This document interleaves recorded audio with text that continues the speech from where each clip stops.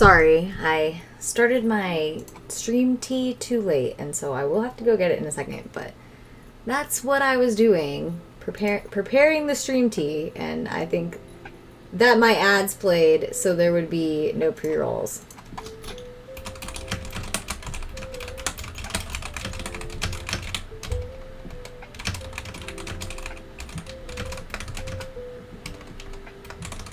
Everybody hates that, but you gotta do it, because if there's no pre-rolls, or if there are pre-rolls, then many people will not come in and see the show and see what's going on. Let me... Threads. But I do like Disney. Alright, very good.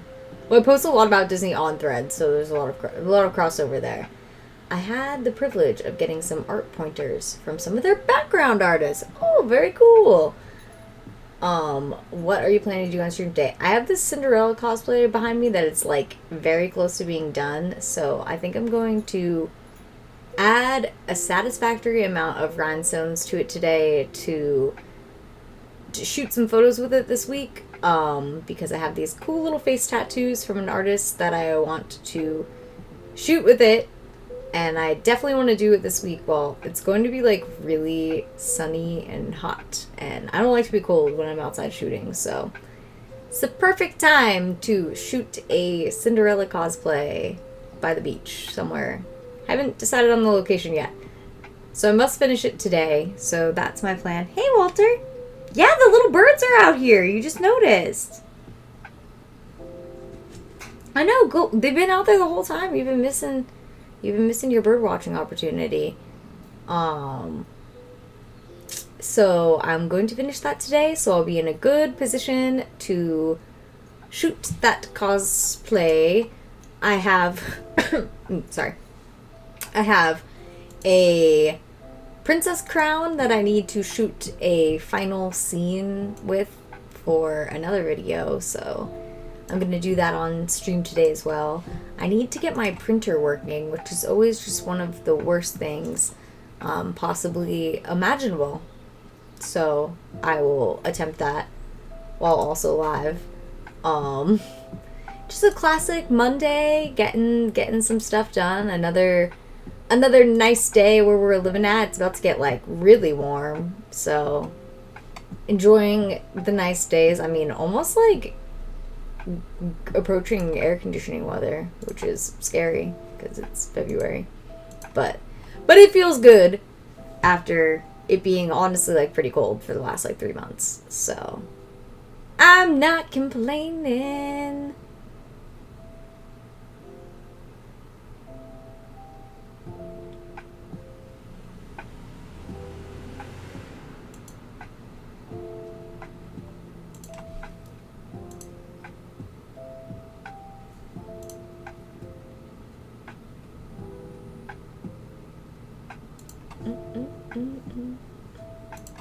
How's the weather like where you guys are at? I know for most people it's still firmly winter.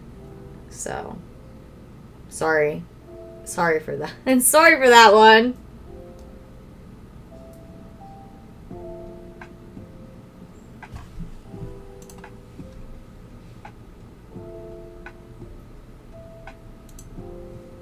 What are you looking at, Walter? Is there a bird out there? Oh my god, you're getting so tall. You're such a tall little man. He sees a bird out in my side yard, and fortunately it's a dove, so not a scary. Doves don't have like the avian flu a lot, which is what I'm very worried about. So not a scary bird, a bird that he can watch. Oh my god, I'm tired of getting these terrible...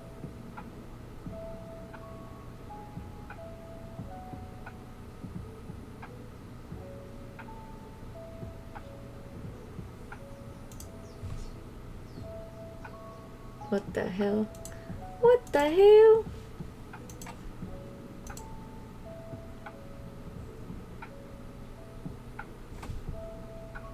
Some other stuff to film today too. Basically, I'm gonna get started on a lot of projects. It's Monday. You gotta do it.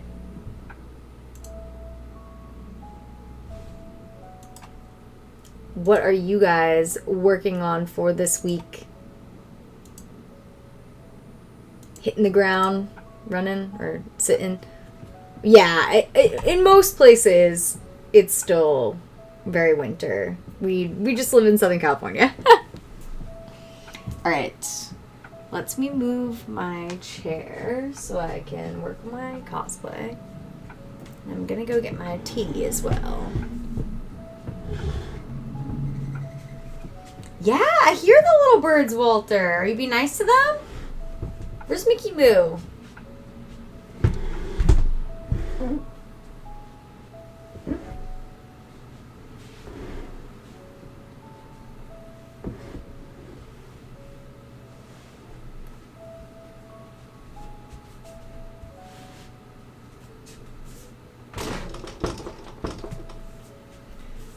Oh, Walter. Why did this not go as well as it went last time? It's because there's these boxes right here.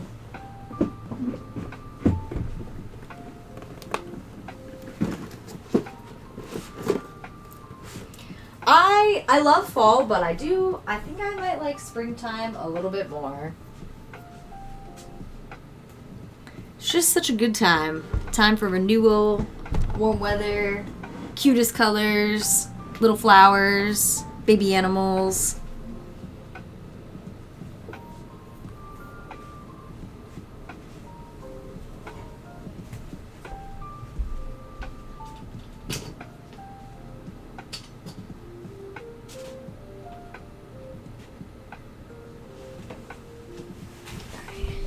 It is time. The great rhinestoning feat.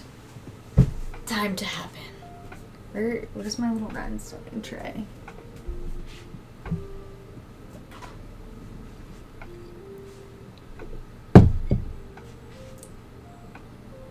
Nice. Glue is working with me. That's already a good sign for the day.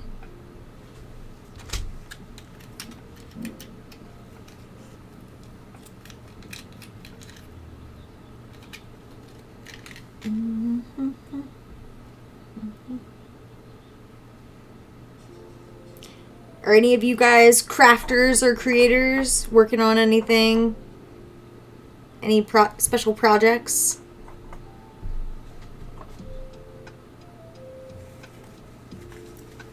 Alright. Got the glue ready. Gonna go get my tea and then get started on this and finish this up. And then hopefully be able to wear it very soon. Very soon.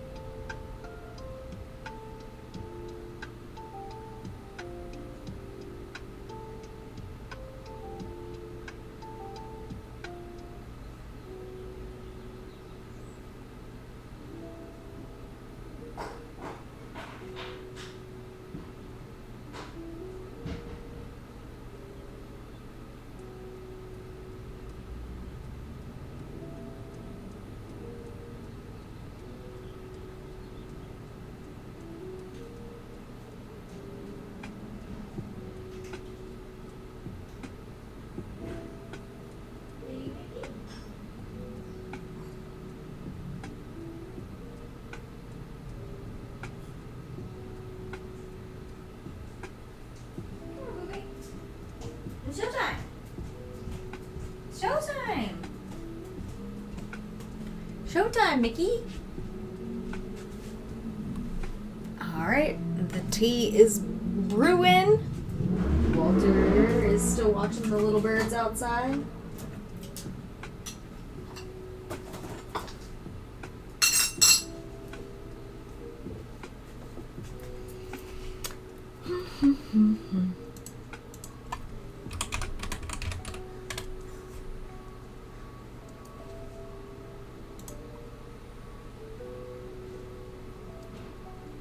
Wow, there's a lot of people streaming during the day on a Monday. It's the day to get up and stream. All right, I'm with it.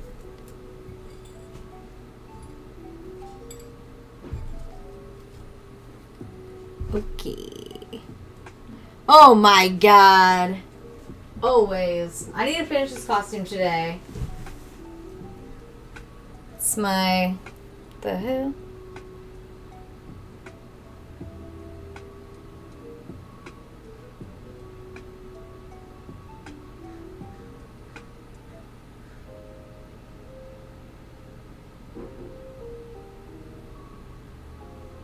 Why does, like, everything have a cancer warning on it in the state of California? I told you, it's a store-bought costume that I added a bunch of stuff to. If you saw it up close and saw what it looked like originally, I think it would be more obvious what was changed about it. But, yes, nothing physically was going to greatly change. I mean... if you're not following the crafting news, American crafters are basically losing, like, their only national craft store. They just announced that they're totally closing, so I think we're gonna be entering an age of cosplay where a lot of people are modifying existing costumes to satisfy their creation needs. Okay, there we go. Alright, now that's coming out, it's gonna come out, like, way too fast. Right now.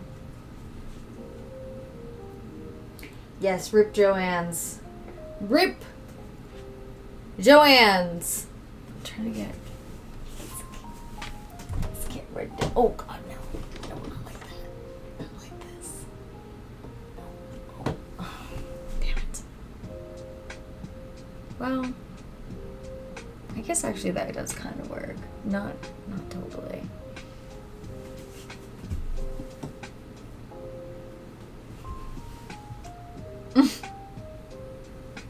I mean, is it Joanne's? I don't know. It's not any one person at Joanne's fault. It's the fault of many people at Joanne's, because they made weird decisions to, like, abandon their tried and true model of selling... hey, get away from my tea! What are you doing sniffing that tea? There's no forgets.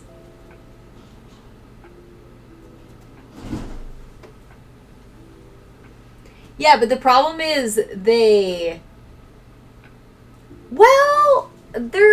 yeah, I guess that's true. That's true. There are hobbyist crafters, but ultimately I don't disagree with you, because even when you go to, like, craft fairs now, like, if they allow them, half the people there are just selling shit they bought on AliExpress or Etsy. Or not Etsy, AliExpress, or what the hell's the other one, Temu. And then reselling it on Etsy. Which is sad, because, like, American crafters, like, America used to have a lot of unique crafting styles. And, like, actual industry. Well, a lot of Americans are lazy, it's fair to say. Well, the problem is Joann's also made it so that they basically eliminated all local craft stores, because for a while they were booming. So they killed the competition and the ability for local craft stores to even hope to operate. So there's, in a lot of markets, there's not even an alternative left. So Joann's, like, came in, destroyed craft stores, and then managed their business poorly, So, I guess there's people who have Hobby Lobby, but they're evil and I won't be shopping there. So, for me, be a lot of online craft supplies, I guess. A little bit disappointing because there's something about going and seeing craft supplies in person, but what can I do? There's people who live in even more, at least for me, if I really wanted to go into LA and like walk around some fashion crafting stores, I could brave Skid Row and do that. But for a lot of people, like, there is, in America and smaller parts of America, there's like really truly going to be no options. And in a lot of those places, getting like prime shipping for your projects and last minute things isn't even very reliable. You would think that, but I don't even know where there is a Hobby Lobby. I think there is one in Huntington Beach, but not in my part of Huntington Beach.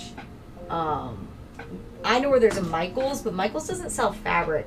And as far as I know, I didn't think Hobby Lobby sold fabric either. But some people are saying it does. I ain't supporting that shit, though. So, no need for me to look up where it is. I mean, there will still be opportunities to craft in costume without Joann's. I will say, though, like, when I was regularly making, like, brand new cosplays, like, every single month, for my friends who are still deep in the cosplay game, they must be like, woo, Lord. Not liking this announcement. But, cosplay has changed a lot. There are not many, there weren't super to begin with. But there are very not many career cosplayers now. It's like 5 people who get hired for everything. And honestly, they're the experts, and that's what makes sense. I mean, Hobby Lobby won't even have to advertise. There will be no competition. If they really sell fabric, which I don't know if they do or not, because I don't care to know if they do or not, because it's Hobby Lobby. But if they really do sell fabric, then there like literally like won't be competition. It's crazy. I mean, a lot of it too is like nobody makes like little costumes for their kids or like their grandkids or like their family anymore. People all buy that stuff. Nobody makes like little custom t-shirts for their family anymore. If you do that, it's like a niche and like cute hobby. It's like, oh, look at that niche cute person who does some old lady crafts. This teapot sucks. Disney, like, we really need to have a conversation about this. It does not pour like a proper teapot and for me. Of course it came from Disney. Of course. Got all over my desk too, and all over itself. Like, it's a messy little teapot. Christ. Now we need paper towel. Hey, Walter.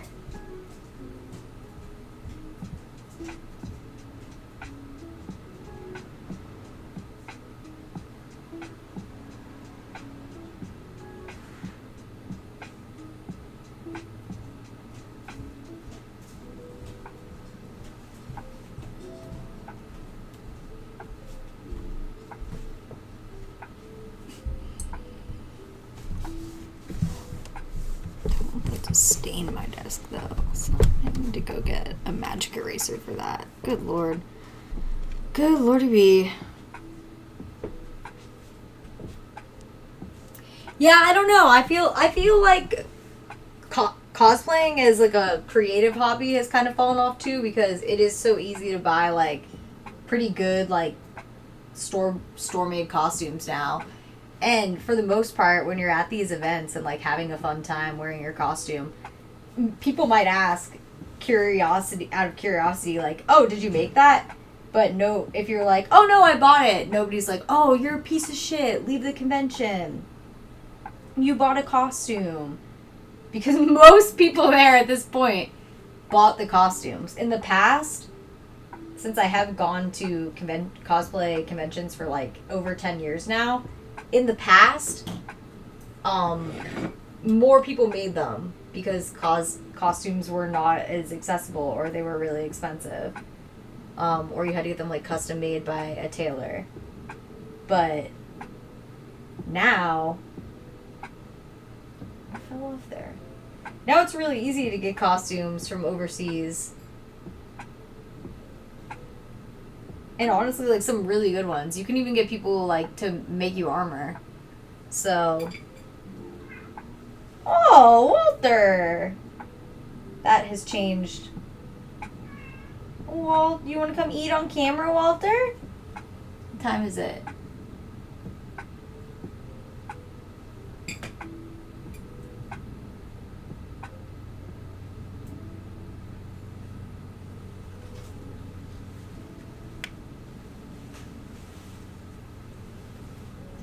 I mean, when I like first started cosplaying, like all they had was like Party City costumes. Like you could buy some from Asia, but there weren't like really sites like Temu and like AliExpress that made it really easy to do that. I mean, people do make funny armor like that. It's kind of sad though, because you see like less funny cosplays like that because so many people just like, I don't know, maybe, I don't know, I feel like people are less creative. It's really weird because with social media it feels like people are in some communities, like I feel like I'm constantly surrounded by creative people, but that's because a lot of them are creators. Walter! Oh my god, Walter, come down here. Here, I'll give him some food. I'll give him a bonus meal. Walter's trying to open Tucker's door. I can hear him throwing his little body at the door handle. Let me go attend to my angry, furry, fat son. Okay, I really hate to say that I agree with you, but I actually, like, 100% agree with you. I think that is, like, actually what happened. That people are just like, oh, I don't have to make, like, all this whole cosplay. Like, I could just buy some lingerie on Amazon and make the same amount of money and actually make more money because I didn't make a costume and I didn't have to spend all that time making the costume. So, like, I actually do totally, unfortunately, agree with you. I do think that it's a pretty true statement. But hey, like, there's multiple factors at play there. Like, that's clearly the content that people want to support most, so can't really fault those creators for making the content that makes them the most support because they need to pay their bills to live. Like, it's kind of the cycle. Dude, E6000, if you don't use the whole glue, like, within a couple days of starting the project, it really, really sucks. And you basically almost have to open another one. But how do they even make any money from Linktree? See, I don't use Linktree, because I have a website that has all my links on it that I, like, already pay for. But how is Linktree making any money, though? There's no ads on there. Or you have to pay for, like, a premium Linktree, probably.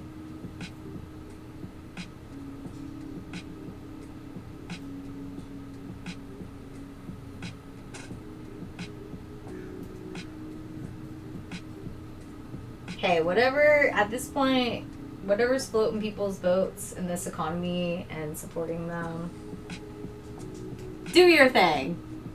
According to them, they threw all that shit together in like 6 hours. The Linktree developers said that they developed... Hey, get out of here. Get out of here. Get out of here. I'm gluing right here. They said that they developed Linktree in 6 hours.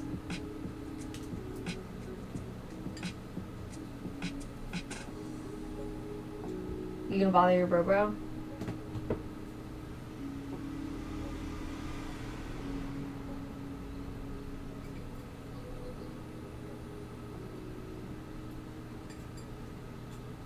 I guess I just think it's so silly that and Twitch will be like, don't call us silly, but I just think it's so funny that Twitch will be like, don't link to that kind of stuff directly, but also if you have a link tree with it, it's like fine. Yo, what up, Max? I did have a nice weekend. It was so sunny, warm here. I had a pretty chill Saturday, but yesterday I went out and I walked around Huntington Beach and I interacted with many Huntington Beach weirdos. You know how they are here. And I checked out what has opened and closed, and so far more things closing in Huntington Beach than opening right now. But yeah, we need a little revitalization in our downtown area. The IHOP closed! I know, it's a travesty. Although your name is Max Loves Denny's, so probably not the most upsetting news, but... And then this other place closed, like another kind of like cafe, actually another like cafe breakfast area. I just feel like some of those places just like cost too much for what people are... Are you going in? You going in the dress? I don't want you to get glue on you though, so if you're going in, go in.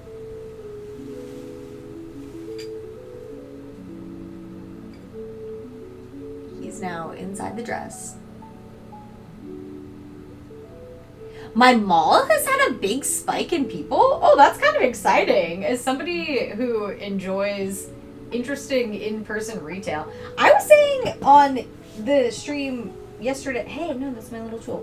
I was saying on the stream, I can't remember what day it was, sometime recently, I don't think you were here though, that we were talking about malls, and I was saying if malls are done well, like, they're still popular, because around me, there's like 3 malls that are really popular, and they're like really crowded all the time. Anytime you go there, you're gonna have difficulty parking, like even on weekdays where you're like, surely no one is at the mall right now, but they are, but somehow they are. So it's pretty interesting. That's why I don't think malls are dead per se. I think some developers are either charging way too much, like greedily charging like way too much. Actually, really interesting. The malls that I know that are doing well, I don't think any of them are Simon malls. Actually, that's really interesting. Oh wait, let me read. It has been super dead, but stuff has opened and there have been pretty high.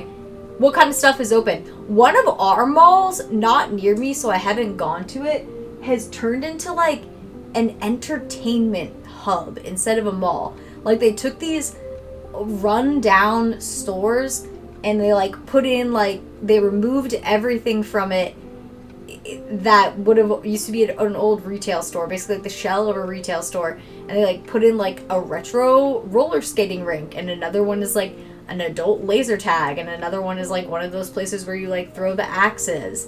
So it's kind of weird. The Kaleidoscope in Mission Viejo, it's like not shopping anymore. It's turned into like all of these like entertainment experiences. So that's kind of different, and like actually I think working for that location, there isn't a ton to do down there in like South County, Orange County. What? Oh, it's Walter. I don't know who he's talking to. Yo, I like Dave and Buster's. Like I'll go to a Dave. Max loves Dave and Buster's. Oh wait, what did Max say? So me and Mom went to the movie theater and saw... I just saw some of Paddington Bear for the first time because it was playing for free in Newport Beach. Paddington Bear is like really not what I expected. It's delightful. How was the movie? Round 1 is kind of expensive though. Dave & Buster's is like got some deals. And Dave & Buster's, I feel like more consistently, if you have issues with the games not working, like they've got people there who either know how to fix them or are gonna make it better for you. I've only been to Round 1 a couple of times, but I've heard the complete opposite thing at Round 1. That if the games don't work and you lose money in them, it's part of the experience. Whereas I feel like Dave & Buster's is pretty good about that stuff. Oh, I'm so glad. I need to finish watching the first Paddington.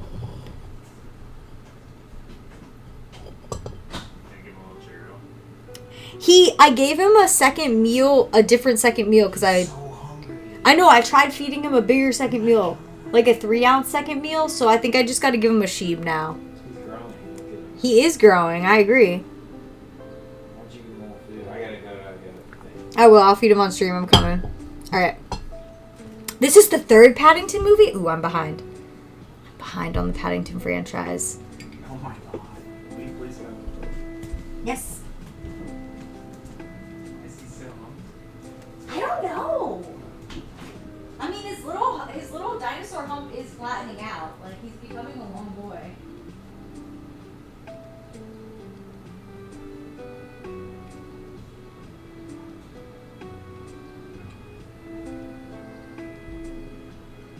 Oh, buddy.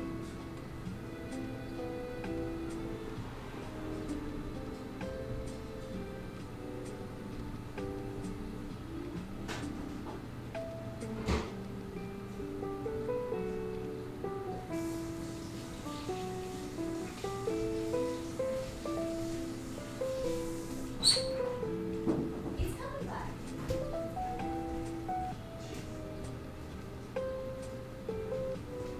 And he almost just fell off. I know, Jesus Christ. He's definitely going through his little growth spurt. He's very hungry. He's very, very hungry. He's right here. Right here. Here you go. She gave you a Dave and Buster's gift card? Ooh! Wait, where's the Dave and Buster's in Tampa again? I forget. We usually go to that other place. What's the other place called? Game Time? Tucker sighting. Well, it's a lot of days he still works from home. Wait, no, Mickey, that's for Walter. No, Mickey, fat boy. Mickey, no. Oh shit, hang on. Mickey Fat Boy's not supposed to get this meal. No! That's for Walter! You're too big! You're big old chungus! You're too big! You're too big! Stop! I picked him up! Oh, and Brandon? Well, that's not too far. That's good. I got him. I gotta let Walter finish, though. I gotta give Walter a chance to finish, so I gotta hold him. Ah! Ah! He's gonna eat me! He looks like he's gonna eat me or no, please don't attack me. Please don't attack me. Be nice. Be nice, boy. Are you looking at yourself in the mirror? We gotta let Walter finish. He's almost done. He's almost done. He's almost done. Big fat boy. Big fat boy. A big chunky lunky. A big chunky monkey. Oh, oh, oh.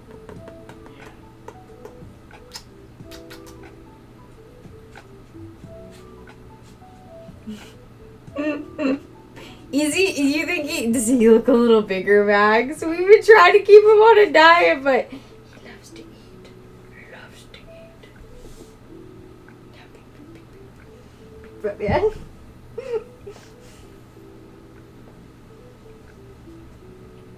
Yeah, he didn't leave you any. Oh, I hope you didn't wipe the medicine off.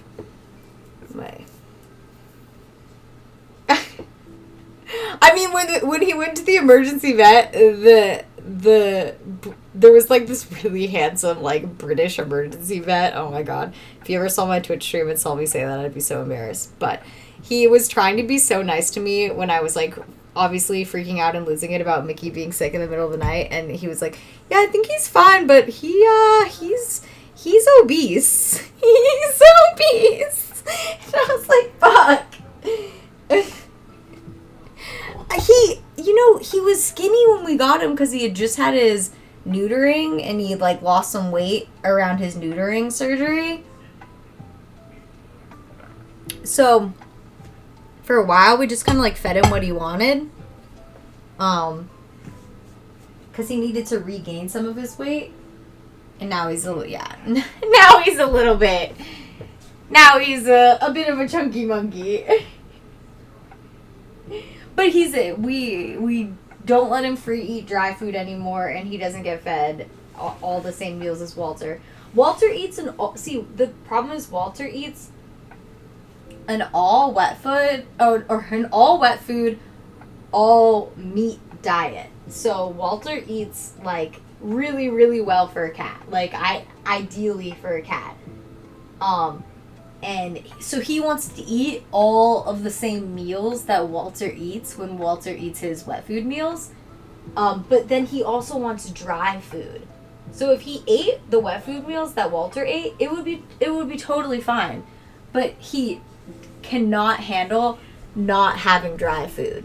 So that's why we can't give him the same amount of wet food meals that Walter gets, because he also that's why we always joke and call it his fat boy dry, because like dry food's not good for cats. Like nutritionally, if they could eat an all wet diet and an all meat diet, it's much better for cats. So Walter's definitely eating like a more ideal diet. He's going through like a bit of a growth spurt right now though. I don't think he's reached his full growth. So that's why we're trying to help him eat even a little bit more extra. And Mickey's like, why don't I get special extra meals? And it's like, Mickey, you have reached your growth potential. You have reached your maximum growth potential. Well, Walter's still growing. And you can tell because of when you feel like their little bodies. Like Walter's ribs aren't visible, but they're easier to feel because he has the potential to eat more. They're both pretty active though. Walter sleeps a little bit more, but when he gets his activity spurts, he's very active. Walter turns 2 in April, and I was actually thinking, so he's still a little boy, so I was thinking about his birthday today, because he had a Cinderella birthday for his first birthday, and Mickey had an Alice in Wonderland birthday for his second birthday. And then so now I need to figure out what will Walter's second birthday be, and then Mickey's second birthday is not till October, so our third birthday is not till October, so I'm not thinking about that yet. But I do need to figure out what Walter's second birthday will be. I think I'm going to stick to them having Disney-themed parties. Because I think they're Disney cats. They're the Aristocats.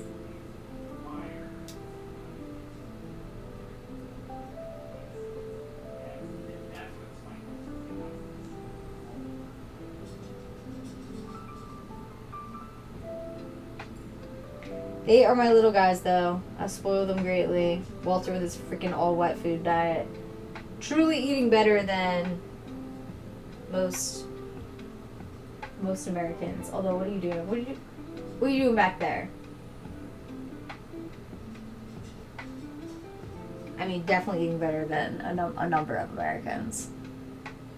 What's up, Defire? How's it going?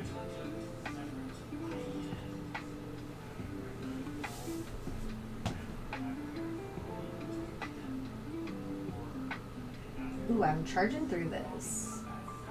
Said I wanted to finish adding rhinestones today, and so I could wear this week, and I think I'm getting there. I think I'm achieving that goal.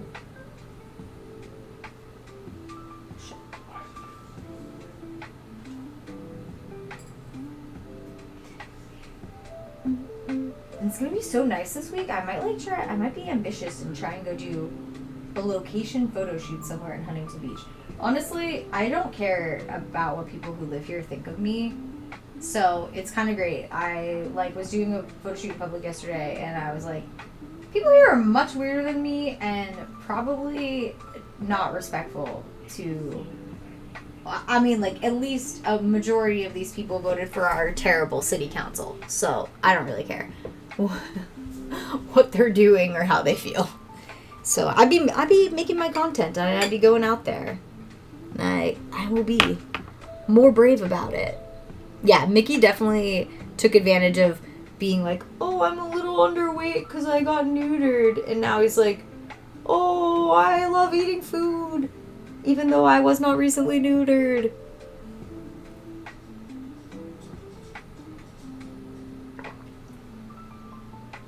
That definitely just dripped on my foot. He a happy boy, though.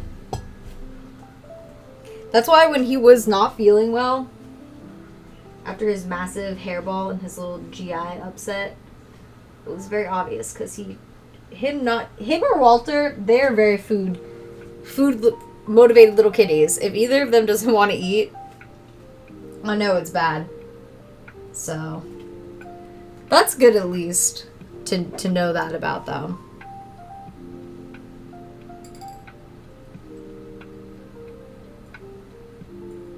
Alright, almost did all the rhinestones that I had on this tray, which was probably like about 100 or so, so that's pretty good.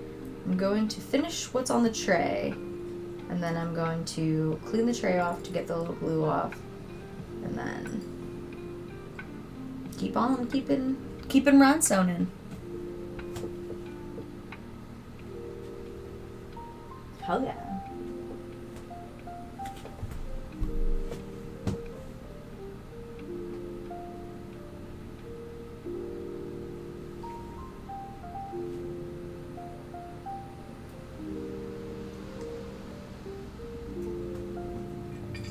Do you guys still follow, like, any other cosplayers? I don't mean that in, like, an accusatory way, although it definitely sounded like it.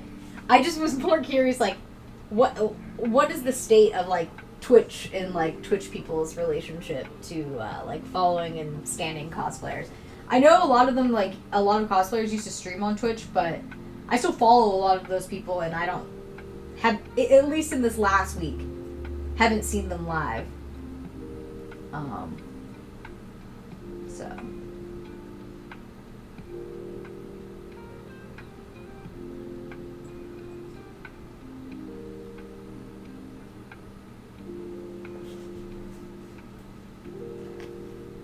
Ooh, that looked nice, Mickey. That looked nice. You gonna go inside now?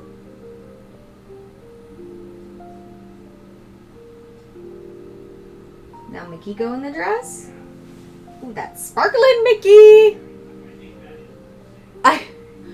Okay, well, you might be an exception. I feel like some other people in the chat or on Twitch in general might have followed me because of cosplay. Maybe I'm wrong.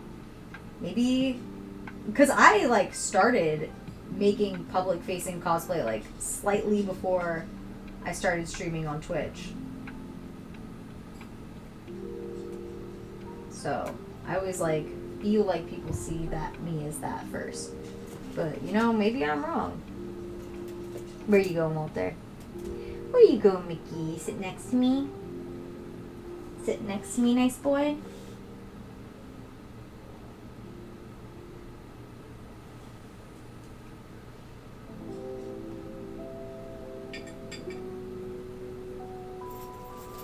Ah! Walter!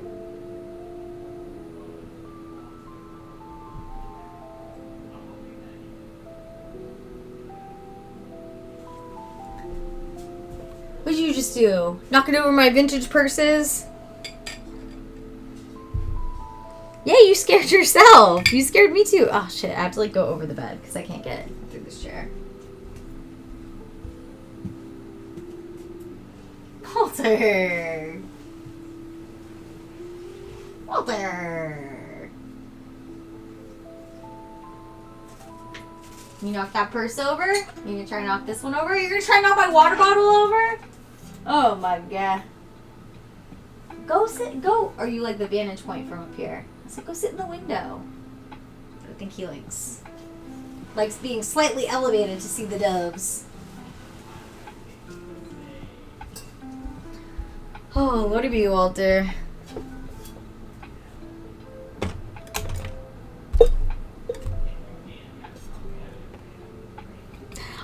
I don't want to say like cosplay was a trend, because I do think wearing costumes and having a fun time in costumes will never be over, but I think like trying to be like a career cosplayer, I feel like the trend of that has died, because a lot of people have realized that it's not really a thing. unless you're really, really good at making costumes and you are doing it for like a lot of influencers. Because other influencers, like popular YouTubers, like celebrity tier influencers, will always have a need for unique costumes and outfits, and probably not have the time or always necessarily have the skill to make them. So, but yeah, it's one of those things where it's just like, it's kind of the same as being a Disney content creator. Yeah, there are probably a dozen or so people who do make a full-time living doing it, but the majority of people are just spending money doing it. And that's not a bad thing or a good thing. It is just a thing. I mean, with Joann's closing, though, if you don't live in a major city, it does kind of feel like making costumes is, like, ending. So sad. Sad for the costume hobbyists.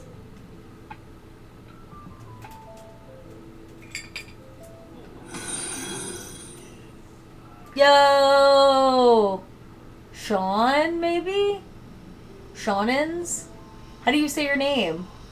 Thank you for following!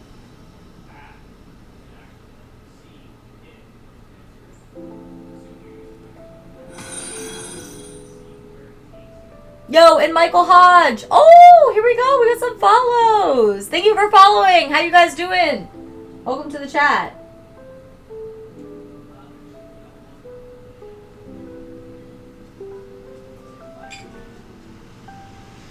Today I am finishing the embellishment of this Cinderella cosplay. It was a store-bought cosplay that I have improved upon by adding many hand-placed flowers and painted details and many, many, many rhinestones. I am not yet done in my rhinestoning journey. Today is dedicated to rhinestoning. But that being said, I need to go get some acetone and clean off my tray. Clean off my tools. What are you guys up to? Are you working on anything fun or oh, I also need to set up my printer. Where the hell did I put that cable? There it is. Very, very exciting things happening today. Yo! No! I did stop streaming for a while, Viking, because I have been primarily making short form content for TikTok and for advertisers on TikTok. And I don't think this is a surprise for many people, but I live in America and TikTok is probably going to be banned here pretty shortly. Probably in the beginning-ish of April. So I am on to bigger and better things. And that includes streaming here on Twitch again. Yay! And sharing my... oh, shit. Tea on my hands. And sharing my life and work with y'all on here.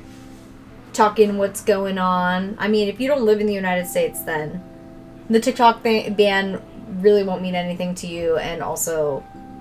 American users are only like 2% of the platform, so things will probably not change for you. But if you do live in the United States, something to think about, something on your mind. Well, maybe not. I mean, a lot of people probably don't care, but if you're a content creator, maybe you care.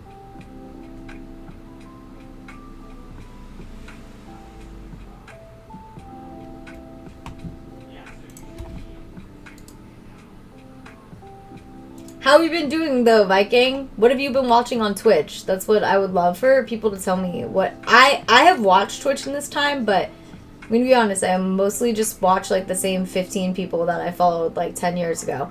Which I think is what a lot of people do on Twitch. So, what have you been watching on Twitch? And if the answer is watching the same 15 people that you followed, like, 10 years ago, then I completely understand that. Because that is also me. Alright, I'm going to go get... no! I mean, I'm saying it's also me. I've been working hard to discover some new people using threads, but hey, what up? How's it going? It's me though, like calling myself out. Okay, I'm gonna bring this dirty teapot to my kitchen and go get some acetone to clean off our little rhinestone tray.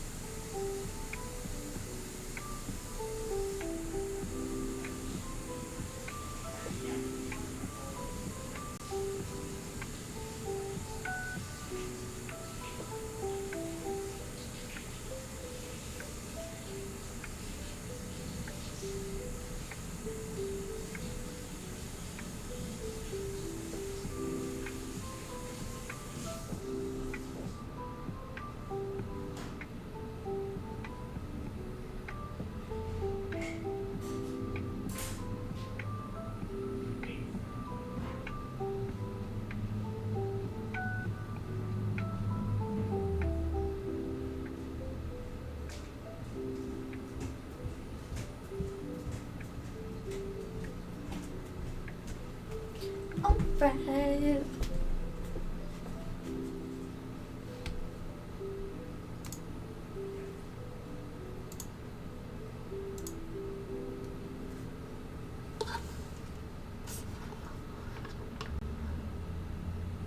Yeah, no, I hear that. I totally hear about watching the same people.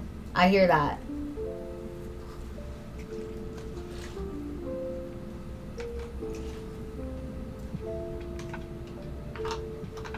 I mean, not to say that there isn't good new talent on Twitch, but I hear you. It's like year over year, season over season, watching these people on Twitch. That's why it's interesting to me when people have been streaming for so long. And also, like, interesting to me when people, like, dip off from social media content entirely. Never to be heard from again. I'm like, how did you just do that? But it happens. It happens more than you think. Especially in the creator adjacent realm, there's tons of people who just dip off. Never to be heard from again.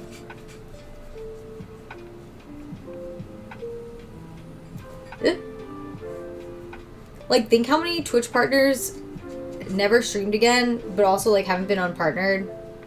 Or I guess they would have had to accept the new agreement. So maybe they have been unpartnered. Never mind. Well, their channels are still into oblivion.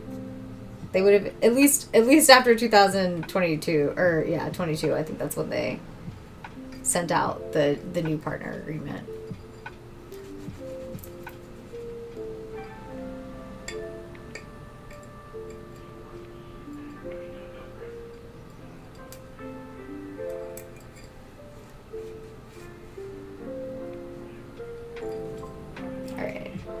Almost got all the glue off of the little tray. Just trying to have a nice little reset before I continue on with the rhinestoning. I mean, the top's looking good. This part of the skirt's looking good. I gotta vacuum all this little glue scraps up though, quick. You will unfortunately have to hear the vacuum. Vacuum stream.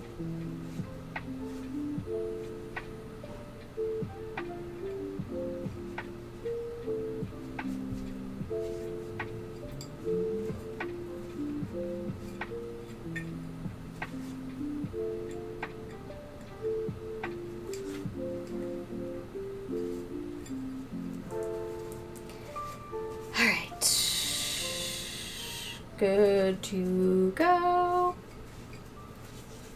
Get the vacuum.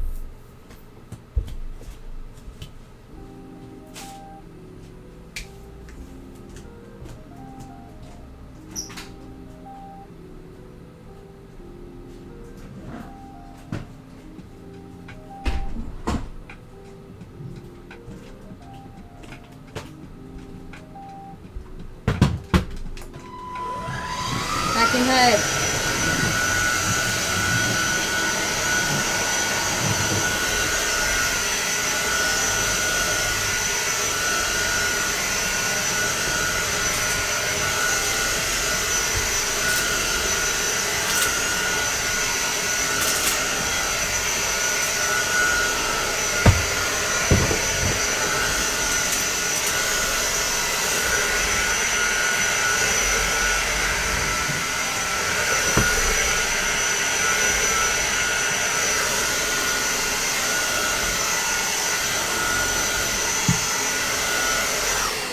The more I look at this in the sun, the more I really like it.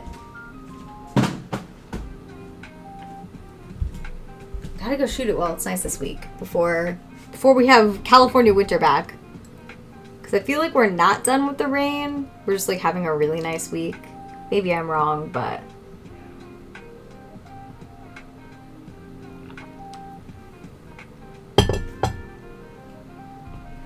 okay.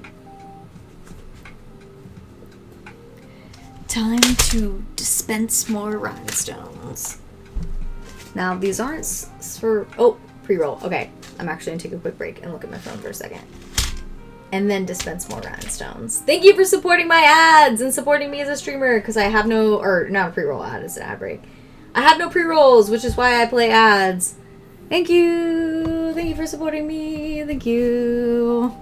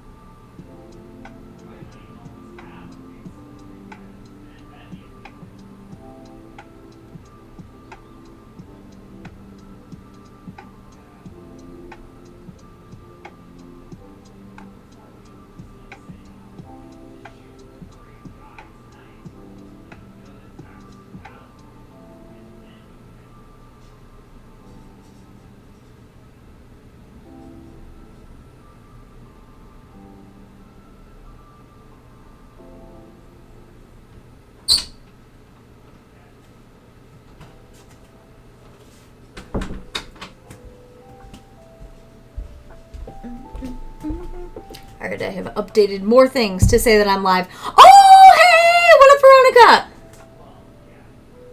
Hey! Oh, no! It kind of works. That's my treat emote, but a lot of people say it looks like weed. But it's cat treats. It's cat treats. It's Walter's little cat treat. Or no, those are Mickey's little cat treats. Previously Sir Pounce's little cat treats, but now Mickey eats them. He likes them. And I think that's sweet. Alright. I've got more rhinestones to dispense. I mean, how many were in here? 1,400? Okay. Well, I'm certainly not adding 4,000 rhinestones to this dress. Probably at least 1,000. If I could guess. How's it going today, lady? Alright. Pour some. I've added a bunch of the little blue ones so far.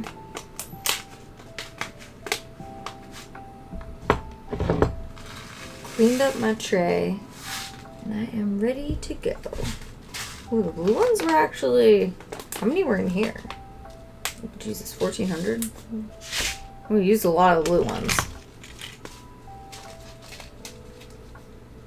Hell yeah. I mean, I like how you clarified passenger seat. I absolutely love that. That sounds like a very ideal passenger ride. What's good at Taco Bell right now? Honestly, where I am, there's so many local taco spots. There isn't a lot of Taco Bells. So I feel I'm very out of the loop. I do sometimes go to Chipotle, though, which I think confuses people. But that's not because I want, like, good Mexican tacos. That's because I want Chipotle. I mean, I'm hanging out. I'm working on this costume. I've got some other content things I'm working on. What kind of chores are you working on today?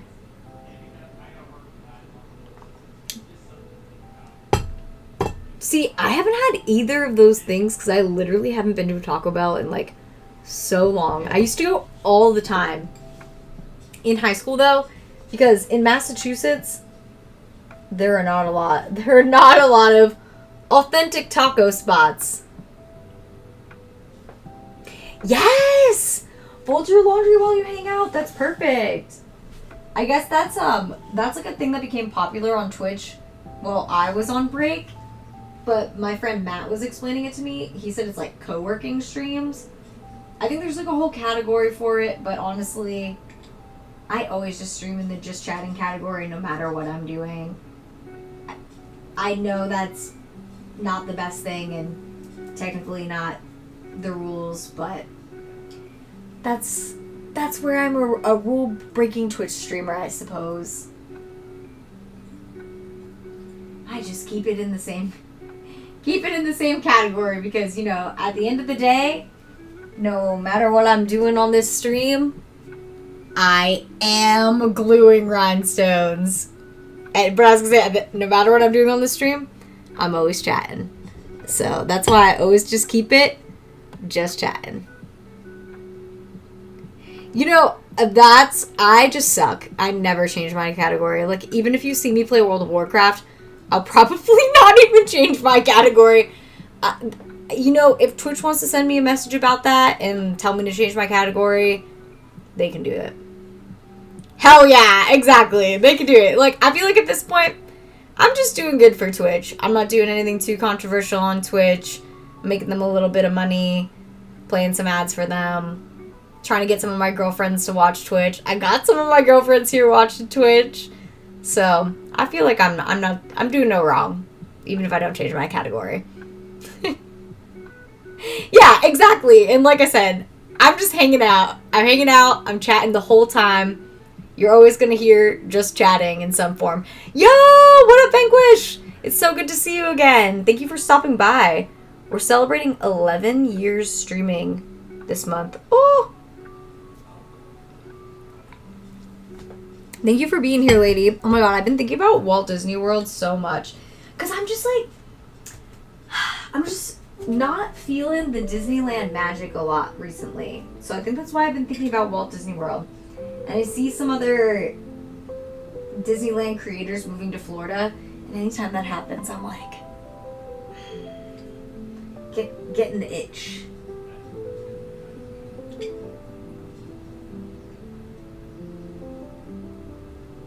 I know once it starts to get warmer, I'm sure I'll be more appreciative of Disneyland again. So right now it's like a little cold and very crowded. It just seems so crowded recently. So crowded. And not even at capacity. So I'm just confused. I'm like, I've been there on days pre-pandemic when it was supposedly at capacity. I feel like the capacity has changed. I know fire marshals say that's not possible, but I feel like it has. Oh, I'm so jealous! I can't wait to hear about it and see. Hopefully, I was gonna say and see some Disney content. I don't know if that's on your plan or you're just enjoying vacation, but I'm so jealous. Also, girl, what the fuck is the plan for us to go to Epic Universe? Like, that needs to... I haven't planned anything yet. I'm definitely doing a trip with my family. I mean, I'm about to be, like, a Universal girly, I feel like. That literally looks so insane. Like, so next level. The food also looks really next level. There is a hotel in the park. We need to stay in that hotel. We need to stay in that hotel. We need to stay there. Like, that is the experience I'm trying to have at this point in life. Ooh, top 3 Disney movies is tough. Like, I feel like I need, like, a top 3 from every category. I feel like the Aristocats is very important. I usually say that's number 1. Or with, in conjunction, like, the top 3 that I usually say, because they're just, like, have been so important to me as a human, like, developmentally, are the Aristocats, The Lion King, and Lady and the Tramp, which are, like, all animal movies. And unsurprisingly, I have no children and just have animals. So, maybe that is the fault of Disney in some way, because I saw those movies and I was like, I just want to be a cat. That's the life I want for me, is to be a cat.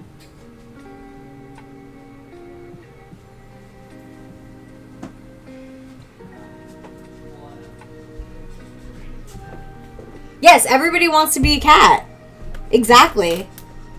Oh, Epic Universe looks so good, Max. And you're so lucky that you live somewhere where you're seeing the commercials. I'm just seeing, like, everything online, secondhand, getting hyped up, watching these commercials. Ooh! Ooh! I'm getting hyped. Oh, and the food preview, like, the food looks good and themed. Walter, why are you eating all that hair, dude? That's why you've been having those wicked hairballs. I see you eating hair off the bed. Why?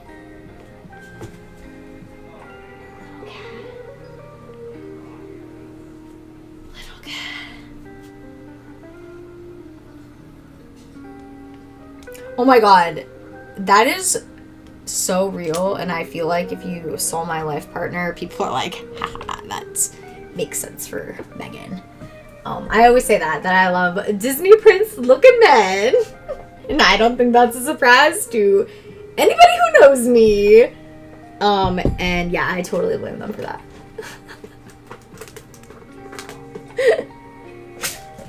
But they don't give us hot... Oh, I don't want to say like hot. Hot's the wrong word. They don't give us like prince and princess movies anymore. I need like a live action Rapunzel to come out immediately. I think I'm most excited to see Burke. I think Tucker feels conflicted about it because his time working at DreamWorks was just, I mean, no secret, very, very, very stressful. But to me, the idea of going to an amusement park land based off of like one of the movies that he worked on and like seeing that brought to life and being there and like seeing people react to it and knowing that in like some way like you worked on this art, I'm like more excited than he is. I keep being like, we gotta go to Universal and we need to go to regular Universal because they have a Trolls ride now.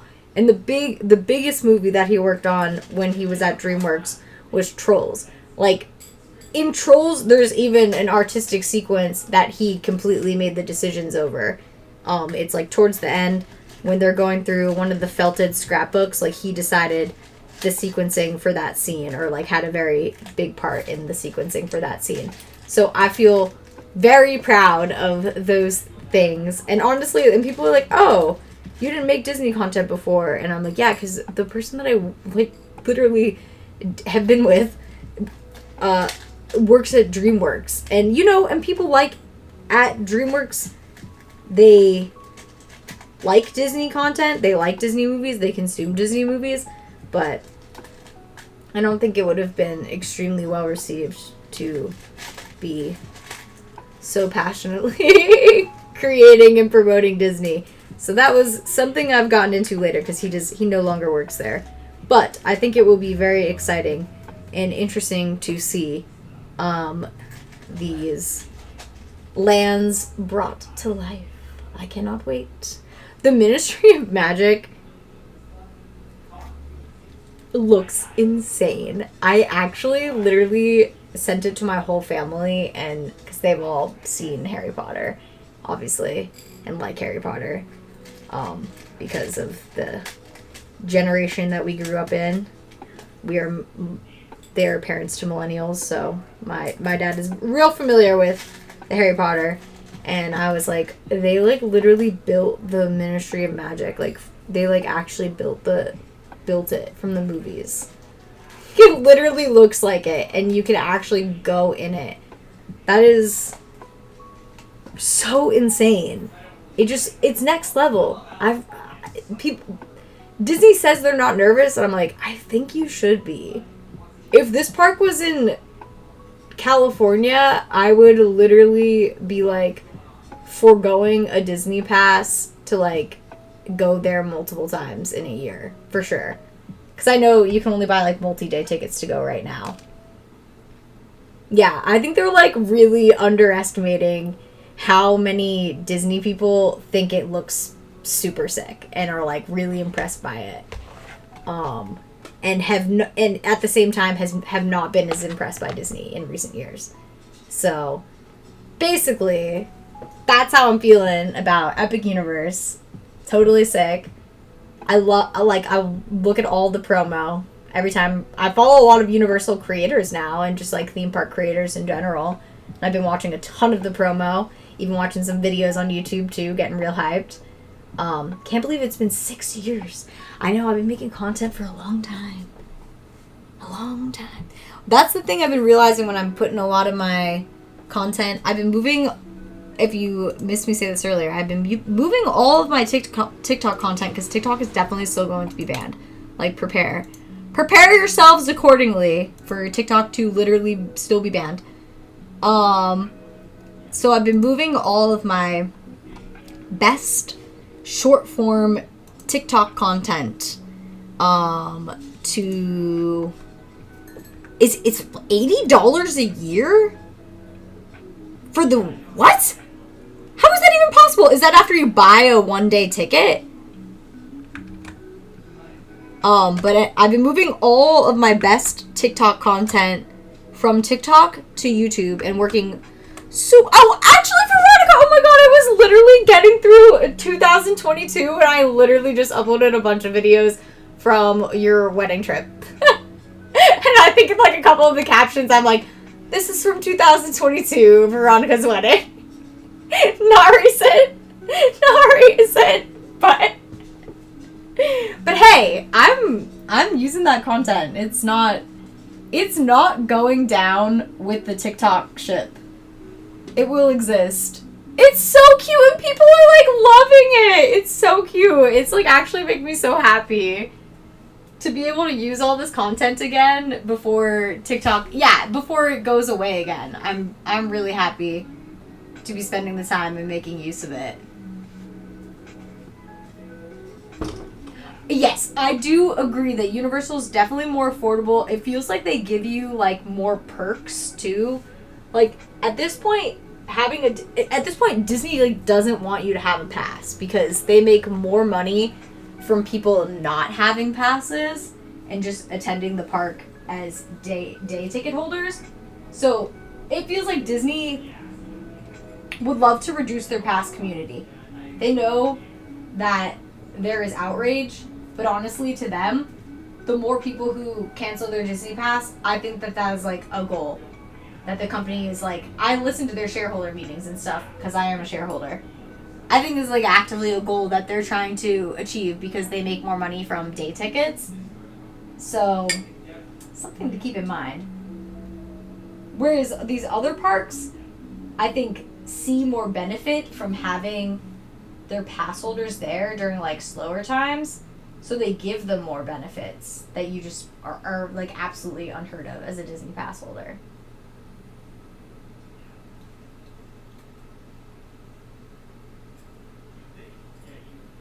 Ooh,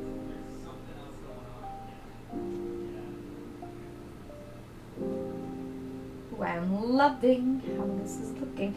So I bought this costume from Party City when it was going out of business.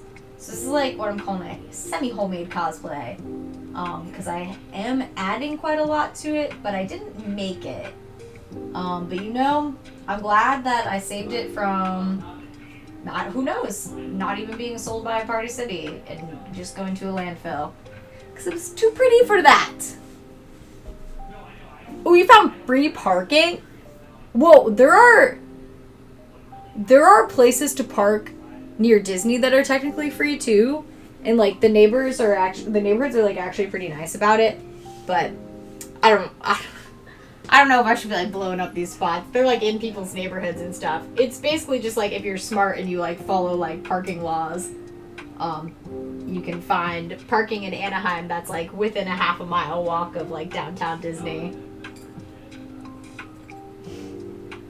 I mean, the parking at Disney's just gotten crazy, and some people said it's going to go up to $40, which I just think is like absolutely insane. I just feel like they're just like trying to push their local audience to the absolute limits, which kind of sucks because at parks like Walt Disney World, if you live in Florida, there's like so many perks for like being a Florida resident, and the passes are significantly cheaper. And they don't even have blackout dates some days anymore. You can just good to go. You don't even need a reservation. I honestly just feel like at Disneyland, they just want it to be as bad as possible so they can eliminate as many pass holders as possible. And then maybe they'll bring back some of these perks. But more, it just feels like, no, these perks are literally gone forever. It's tough. Stuff out there for them adult Disney fans. Oh wait, hang on. Oh my god, I see Cake Bake Shop. Alright, let me come. This is the time of day when the sun like blasts me right here. I know! People said the parking. Alright, let me double check. I want to go to Cake Bake Shop so bad. I literally want to just stay at the Marriott there because I love staying there and go to Cake Bake Shop and also get like 10 pieces and literally go back to the hotel and, you know, have a good time, eat a million pieces of cake. That to me is the dream. We need to do that. We absolutely need to do that. We need to do that. That's on my that's why I think I'm thinking of like Walt Disney World. There's just like more things that I want to do there right now. I know, I do too. Disney, okay, it's true. Disney does get all the exclusive parties, but is that because they know that they can extract from their audience here? I don't know. Sometimes I question these exclusive parties and I'm like, at this point, do they just know that there's all these people here who are like, I'm a Disney content creator? And I say that in that voice as a Disney content creator. So you have to remember that. And it makes me question. I'm like, do they just know that there's all these people here who like it is just they are just grinding to be paid to be Disney content creators, so they're gonna pay to go to like all these extra parties, they're gonna pay for like this extra fireworks dinner and stuff, because it just seems like they keep adding like more and more like little paid add-ons. They're like, where's a tiny spot in Disneyland that we can put some tables in and add a paid fireworks add-on, like, and have and have Disney come, or have Disney adults come and review it for their content. Maybe I'm wrong and they're catering to like regular attendees, but I feel like the only people who are like paying for like these things regularly are people who are making content about them. Maybe I'm wrong though. I could be wrong. There could be always. That's always what whispers me in. Because there's so... Oh my god, you got an actual reservation? Good for you. Seriously. I've heard it's really hard. People have been so hate talking on the price of Cake Bake Shop, but I'm like, tasty things are expensive. Please. Like, I live in California. I ate a $12 pastry and it wasn't even from a beautiful Cake Bake Shop. It was just a basic ass $12 pastry. No, it was really good though. It was really good and I stretched it to 2 meals. I really seriously think that is what is going on because there are so many and I feel like I can speak on this.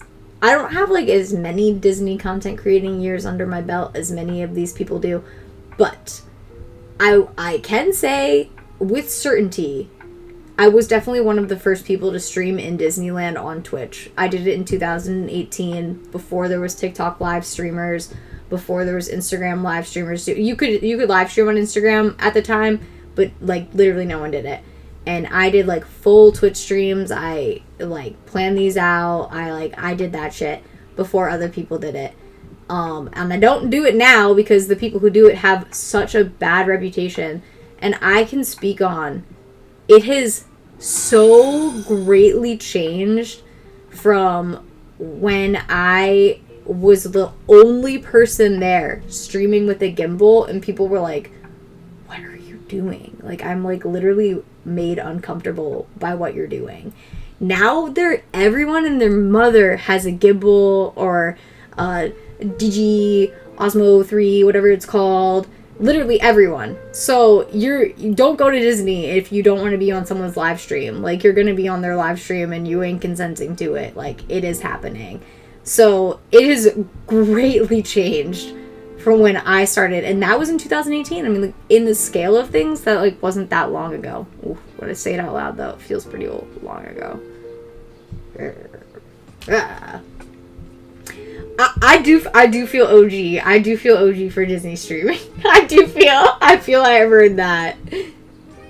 Yes, thank you. I mean, that's why when people ask me, they're like, oh, but you like aren't that big in the scale of like Disney creators now, and I'm like, yeah, it's because like I made ads and worked for other people for like a number of years because, spoiler alert, there's no money to be made in Disney content anymore. So like, not everybody can do that forever. A lot of the people who are really popular Disney content creators are like actually just rich. I don't think this is like a secret to any. It's only a secret if you want it to be a secret and believe that it's not true. But I think like everybody else knows that it's true.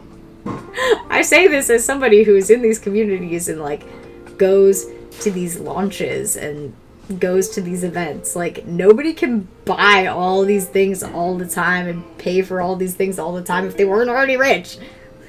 That is just... Or they're in, like, severe credit card debt. Which is probably some people too.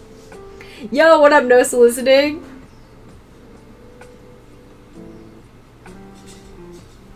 Yes, if you enjoy making Disney content, I think you should do it. It doesn't it doesn't matter if you're pursuing money, followers, or if you just like documenting your Disney experience.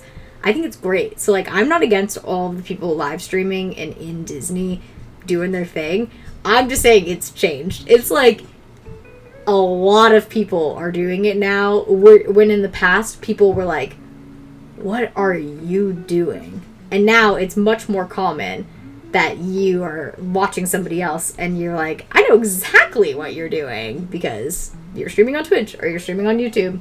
And I'll see the live stream, and if I see like the live chat going, I'll always pop in. Like, I'll go out of my way to... What the hell does that mean? I want to Robin Hood ya? Oh, or they're broke, but like, how do they even get creditors then that give them... Dude, Dude, I was literally also just looking at those photos because I just backed up like all. I've had a season of organizing. I just backed up like all of my stuff to iCloud, and I saw those photos pretty recently too. I do remember that. Oh, we need to have a Disneyland trip. We need to have a Disney World trip, and we need to have a Disneyland trip because I would have more fun in Disneyland. I miss like going to Disneyland with like fun cosplayers. Nobody does that anymore. Nobody has passes anymore.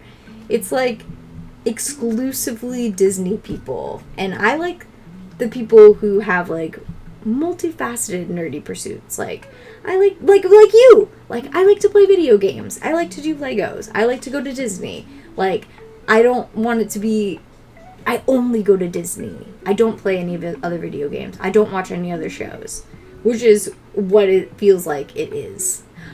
I have the best idea for a DCA photo shoot. I don't even want to say it because I don't want someone to steal it. So I'm going to send it. Oh, wait, shit. I don't want to close my captioner. I'm going to send it to you on Facebook. I want to do this so badly. I have been sitting on this idea for years.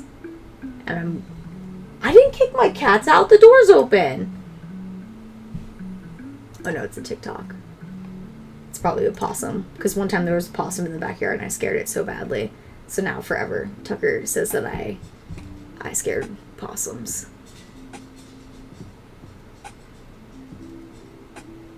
Let me see. Where is Facebook chat? Don't get distracted. Don't get distracted. Oh my god, that's not the right Veronica. There we go.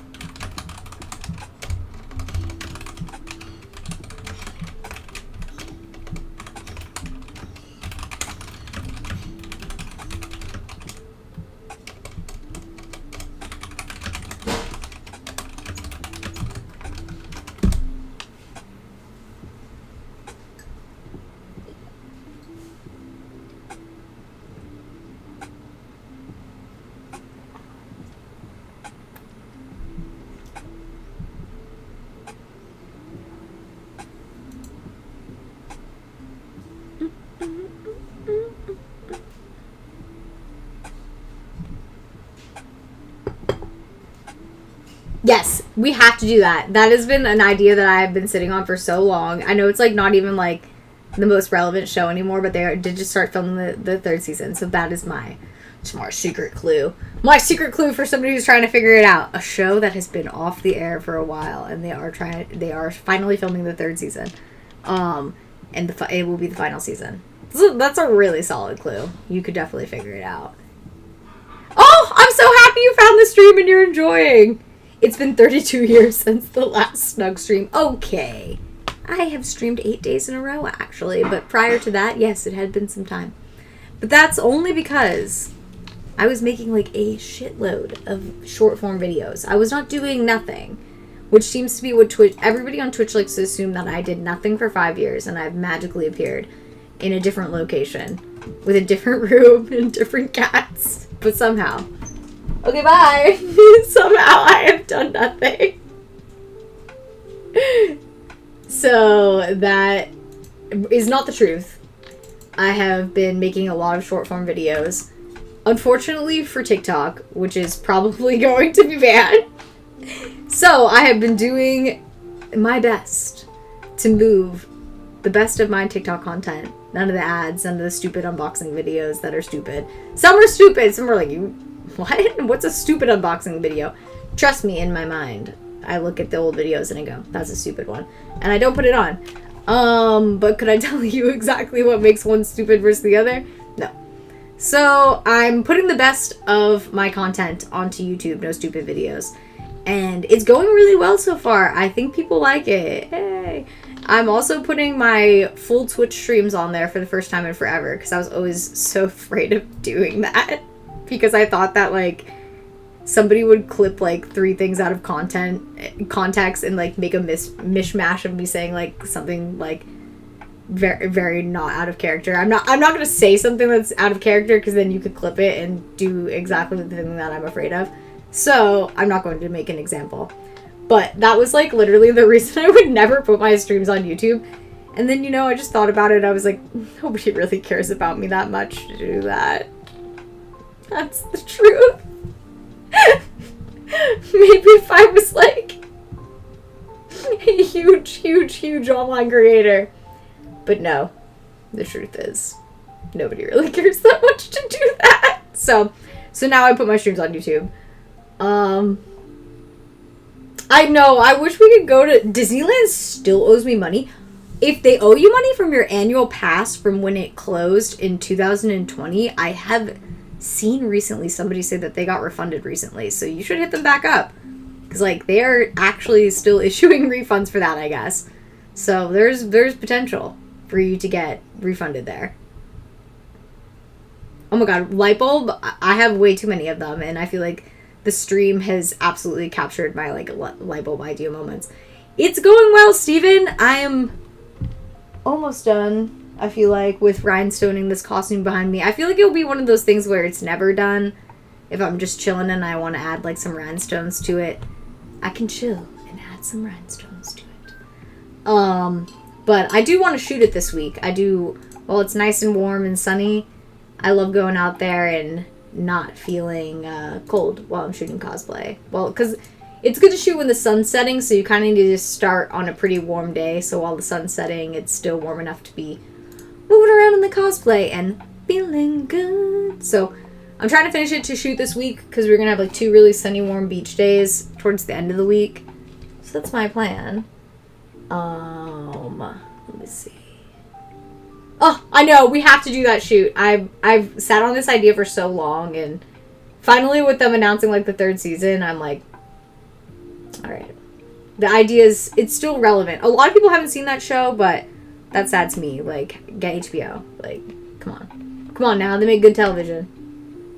Oh, thank you, Steven. I went thrifting yesterday, and I feel like I got super rewarded, and I found this Betsy Johnson dress from Boutique Era Betsy Johnson. It's very sunny, though. It's hard to see. Let me move back. It's just as sunny here. It's just as sunny here. I live in a sunny room, and the sun's right overhead right now. And I have decided I was gonna maybe wear it on Easter, and I probably still am. But I decided, I'm like, I'm one of those people that, like, buys stuff and doesn't use it, or be like, I'm gonna wear this for a special occasion. I'm gonna use this on a special day. There's, like, no point to doing that. If you buy a special dress, put it on and just wear it in your house, or wear it on the Twitch stream, or just do it. Because who knows when that special occasion's coming, if it's ever coming, and why is the point of buying all these garments if I'm not going to wear them? So I don't have anything going on, but I'm wearing this dress because I thought it was nice. Yeah. Oh, thank you for supporting my YouTube. Oh, thank you. Oh my god, it's a little messy today, but I did wash it yesterday, so it's a post-hair wash day. So it's looking better than average. Do I have any special plans for streams? I will probably shoot some of the cosplay on stream here, because I want to take, like, some pictures in my room when the lighting's really nice. I might do, like, some IRL behind the scenes streamings when I'm out and about doing stuff. Is that kind of what you mean? I haven't done an IRL stream in a really long time, though. But I'm not opposed to it. See, I'm calling out myself. Because I literally have, like, a drawer of cosmetics. Like, a bunch of dresses, a bunch of bags, a bunch of shoes. And I'm like, what is the point of having all these things? There's no reason to just, like, have and accumulate all of these things. I share myself, like, all the time online. Like, that's occasion enough. That is occasion enough to get dressed and enjoy the day. Yeah, I don't know. I'm just trying not to, like, hoard things as much. Like, teas. Like, I'll have a box of, like, tea, and I'll be like, oh, this is a special tea. I'm only gonna drink this on special occasions. And then it, like, all expires, and I'm like, that was really dumb. Like, this has happened so many times. So really, it's a call out to myself. Yeah! Well, I'm glad you'll be here. You can lurk and hang out. And if you miss a stream, I am uploading them to YouTube now. And you... oh my gosh. Choking on my tea. You can catch a stream and put it on in the background later at a time, too. I'm trying to, like, stay consistent and talking throughout them. And not put, like, the shorter ones on YouTube. So, you know, can kind of listen to it. Oh my god. Big yawn. Where did that come from? That came from Mickey turning on my computer every single night in the middle of the freaking night for like over a week now. That's where that giant yawn came from. That's his new thing. He like loves turning on my computer in the middle of the night. In the middle of the night. And then I'm like, Mickey! Mickey! You are always so welcome, Shenanigans.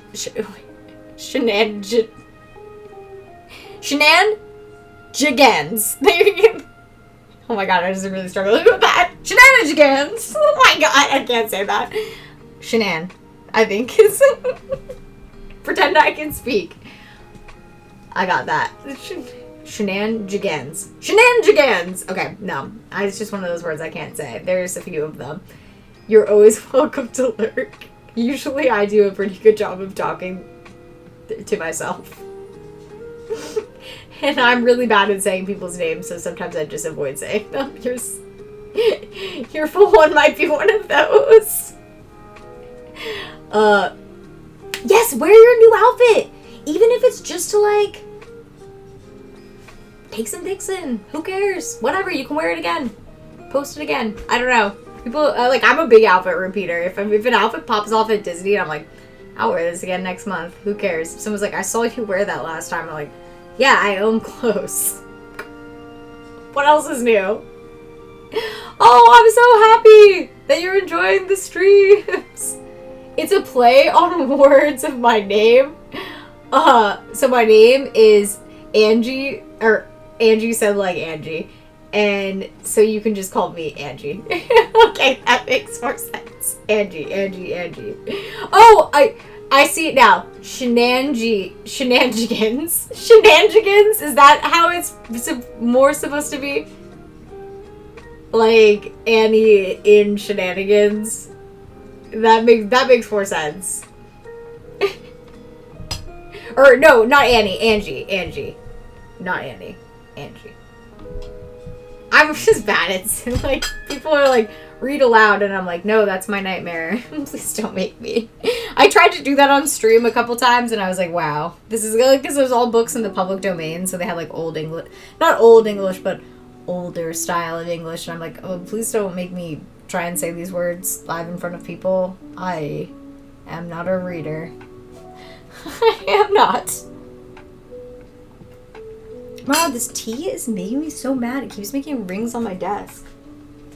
I need to wipe it off. Need to wipe it off, little cats.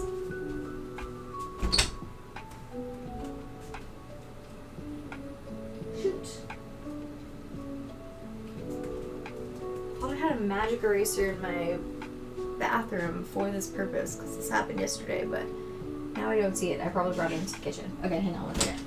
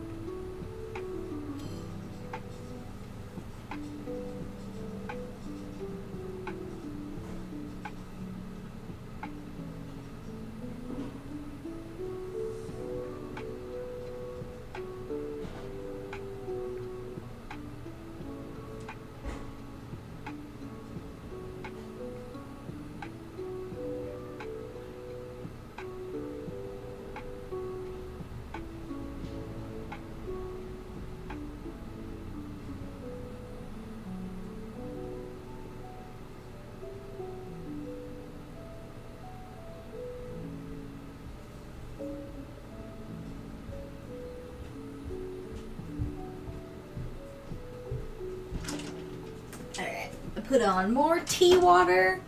Because I learned no lessons. Oh my god, I used to live in Glendale. Oh, rip. And I loved going to Geeky Tea. I mean, I loved going when it was in Magnolia Park. I think it's still near Magnolia Park. I know their location has changed, I think, since I lived there. Oh my god, I loved going to that area and shopping around. I mean, I shouldn't complain. Like, Orange County has so many good spots too, and we got the Hello Kitty Cafe, like the grand one, and we got like honey and butter. Their macarons are like literally the best on the planet, and so many good bakeries, but not as much like fun, unique. Yo, what up, Toasty? How's it going? Not as much like fun, unique, nerdy stuff. You would think there would be more. I think a lot of that fun stuff is like more like kids focused, because oh lord, no, not the hiccups again on stream. A lot of people have children in this area.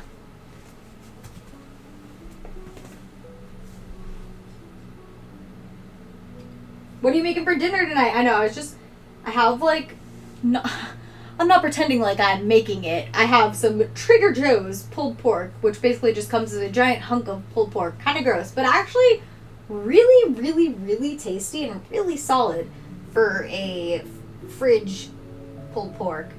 So I was just thinking about that as well. I was like, I want to make that. So I want to eat some of it today, obviously. And then also have it for salads for the next couple of days and other meals. So I will have to go start that eventually, but not yet, because I'm enjoying the stream and I don't want to stop my stream to eat a bunch of pork. Mom is making ravioli for dinner. Oof.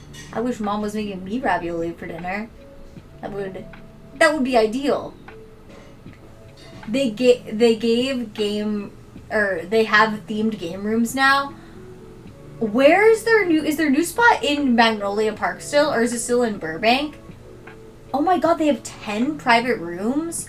What? Oh, if I'm up there, I will definitely let you know. I have to admit, I never go to LA anymore. I really need to have a Valley day and go visit.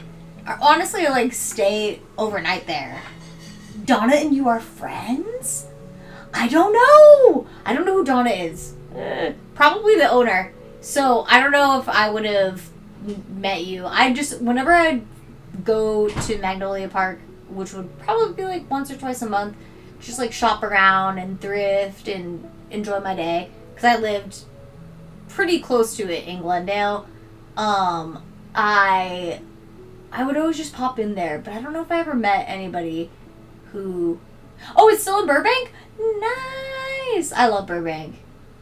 I would definitely move back. If I had to move back to LA, I would totally move. I'm trying to remember where the Denny's is. Oh my god, I totally know where the Denny's is. If it's is it the Denny's by the airport? Is that the Denny's? Maybe. There might be more than one Denny's in Burbank. It's pretty big. But that's the Denny's that I'm thinking of. I wish there was more stuff like that in Orange County. I know there's some stuff like that in the Anaheim area. Anaheim definitely has the most themed things. Where I'm at in Huntington Beach, though, it's pretty everything is themed for surfers, which makes sense. Goes along nicely with the surfing culture. What the heck? Okay, now I understand why they give you multiple of these tips. Sometimes they just start to deteriorate. I was like, why do they give you multiple tips in these rhinestone cases? And I'm like, this one basically just gave up on me.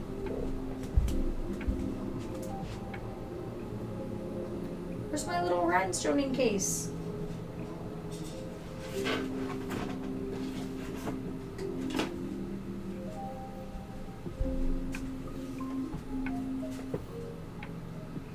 The other Denny's across from AAA. Weirdly, I think I went to that AAA to get TSA pre-check. So I also think I know what you're talking about. Burbank is, you can get around Burbank. I know I need to do a Burbank day and like go to Universal again because I haven't been there in a while. I just haven't been. I just don't go up to LA that much. It sounds so bad, but like, I do think that's one trap of living near the beach is you're just like, I guess I'm just gonna. Like, that's exactly what happened on Sunday. I was like, oh, it's so nice. I got to do something. I can't just sit inside and stream the whole day. I gotta experience the sun a little bit. And it's just so easy to go outside and be like, all right, I'm in it. I'm out here. Especially in an area that has like a lot of tourists, because it makes you feel like you're like participating in people's vacations and you're like, oh yeah, it's great. I'm doing a lot with my life. Going to the beach a lot. And right now, as it's starting to get nice again, it's even harder to leave this area. The trap of living at the beach. I think a lot of people who live and retire at the beach know exactly what I'm talking about.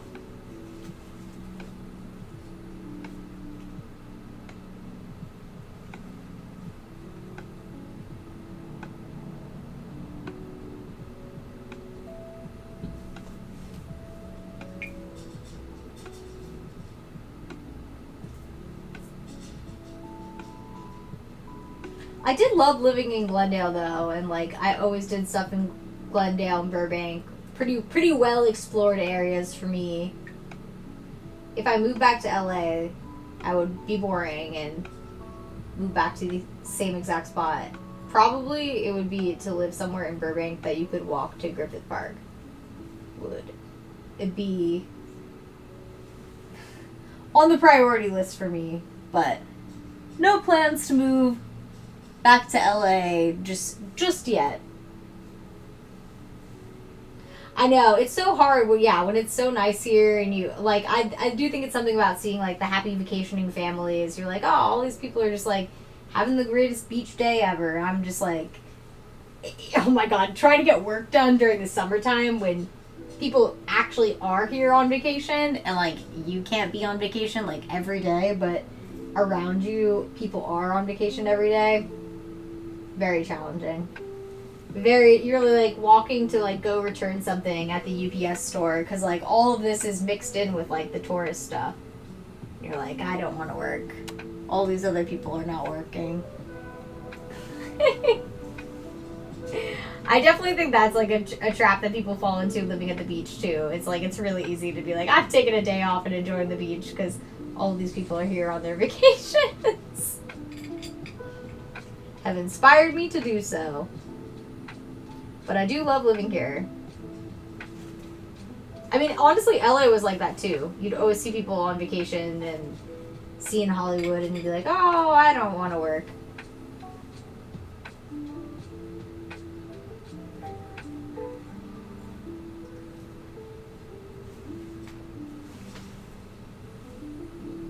How does this one have nothing on it yet? Unacceptable.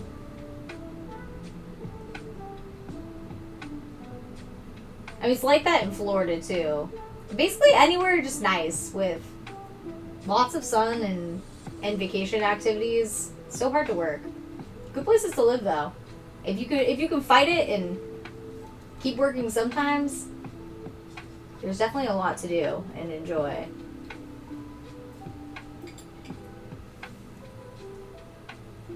Even sometimes I'm, like, too lazy to go all the way to Disney, because I, like, know it's going to be really crowded, and Anaheim. That, honestly, I feel like I fall into that trap more and more recently, because I just enjoy being around here.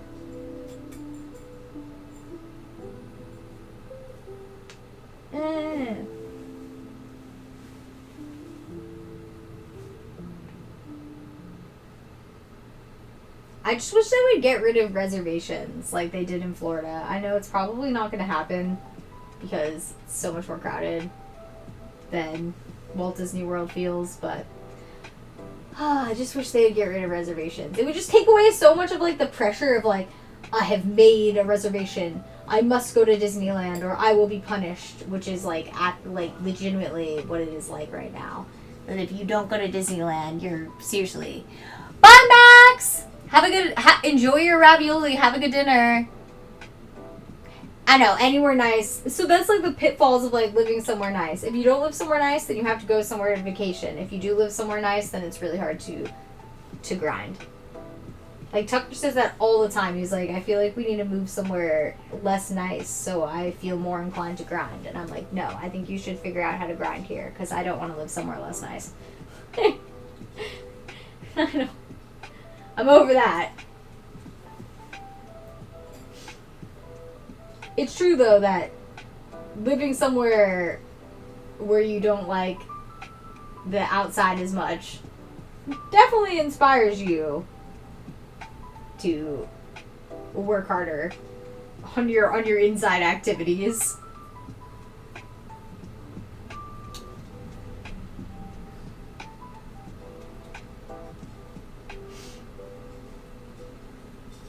Ooh, I like how this is looking.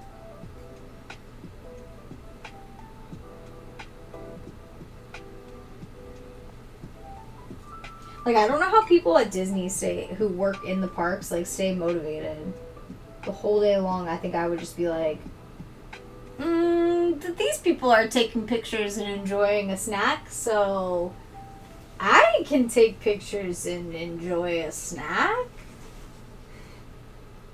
I guess you probably just get used to it.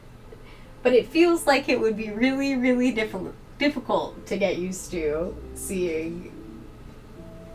Although I know that some certain staff or cast members like do get to like sit and eat at the parks because I'll never forget like one time I was filming stuff at like Jolly Holiday and like these 3 cast members were there and they were definitely like higher up cast members based on what they were wearing and they literally got like everything and I'm sure it was like comped or discounted because of their status.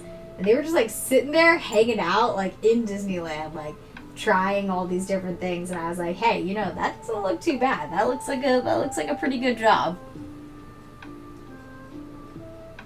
Yeah, honestly, that's so true. That's so true. I was actually saying that to somebody because she was saying like work is work, and I'm like, you know, even when you're streaming on Twitch and if you're streaming, which I'm trying to do like 3 to 5 hours at a time, and for me there's usually like an hour of like prep before and like an hour of like wrap up after, so like that's like a 5 to 7 hour shift, which is like a normal work shift. I'm like, no matter what you're doing these days, you are grinding. Like, we are grinding. Like, you're either grinding entertaining people, you're either grinding serving people food, you're either grinding working in retail, you're either grinding managing some person's money. Like, very few people are in that category of not grinding. Like, so I give all the Twitch streamers credit. Like, even the people on top, they're still on here every day grinding. Like, they're not. I think years ago you could see talent on this site that would like just stream on occasion, like maybe come on like once a week or even less than that. But nowadays I think like the people who are like considered like Twitch talent and like the top 100, like top 100 most known streamers, those people are also freaking grinding. Like, they're on their streams. Oh, and on that note, ad break. And I'm going to actually go to the bathroom this time because it's been a couple of hours, and go make another cup of tea and check my social things. Ooh, I love how this is looking though. It's like I think I will actually probably finish today. I've been focusing and chatting. It's good stuff.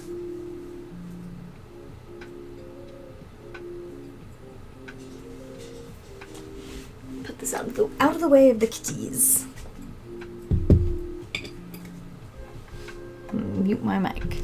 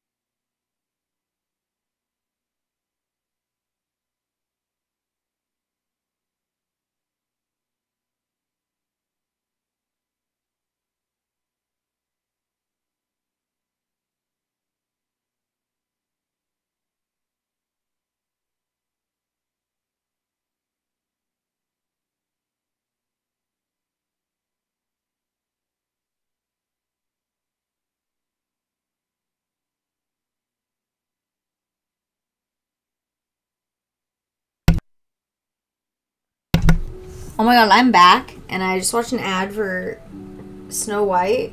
Why does it look so bad? What the... What? I'm trying not to be a hater, but it's making a hater out of me. Yes, $10.99, grind for yourself. $9.95, grind for someone else. It's the same. It's no matter which way it goes, you are still working those hours unless you are independently wealthy, and then you don't have to work those hours, which I think a lot of people see some content creators, and that is the case. And that's more on that content creator for not disclosing that that's how they have their wealth. All right, let's see. Trying to go like be more methodical about this because I was kind of just like placing stuff everywhere at random at first, but now that we're getting to the I want to finish this phase and not just randomly place rhinestone phase.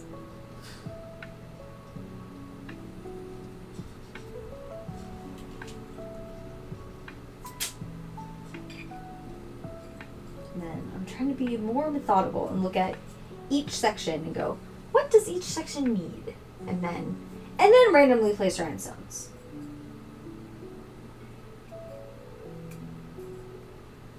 Yeah, Snow White though really doesn't look good. I'm going to be honest with everybody. That is definitely going to be a wait for Disney Plus for me. I'm gonna have to be honest with you guys. Don't wait to hear my thoughts on Snow White because I will not be watching that till it's free on Disney Plus. You know, I know a lot of people feel every which way about her because she said like some, I mean, fairly controversial stuff. Like, I think even she knows that she has been controversial. But I do love her in the Hunger Games, Ballad of Songs and Snakes, or whatever, Songbirds and Snakes, whatever the first Hunger Games, the Hunger Games prequel. I love that movie. She's so good in that. She's like so, I don't know, you want to dislike her because you know she's made all these kind of like inflammatory statements about the projects that she's working on, but she's so good in that movie. I'm like kind of a fan now. I'm gonna be honest. Like, she kind of made me a fan. She's so good in that movie. Watched that movie a bunch of times. I love that. That was like a see in theaters and bought as soon as it came out and watched it like the day it came out. Yeah, I don't know. She's pretty talented. So it's kind of disappointing that Snow White looks so sucky because, like, I feel like she's getting a lot of hate, but in the Hunger Games franchise, like, she kind of killed it. Kind of killed it for the Hunger Games people. I mean, like, I think other people like that movie too. I don't think my experience was unique.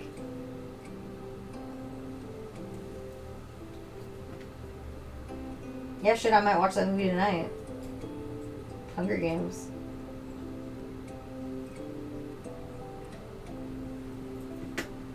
I don't know.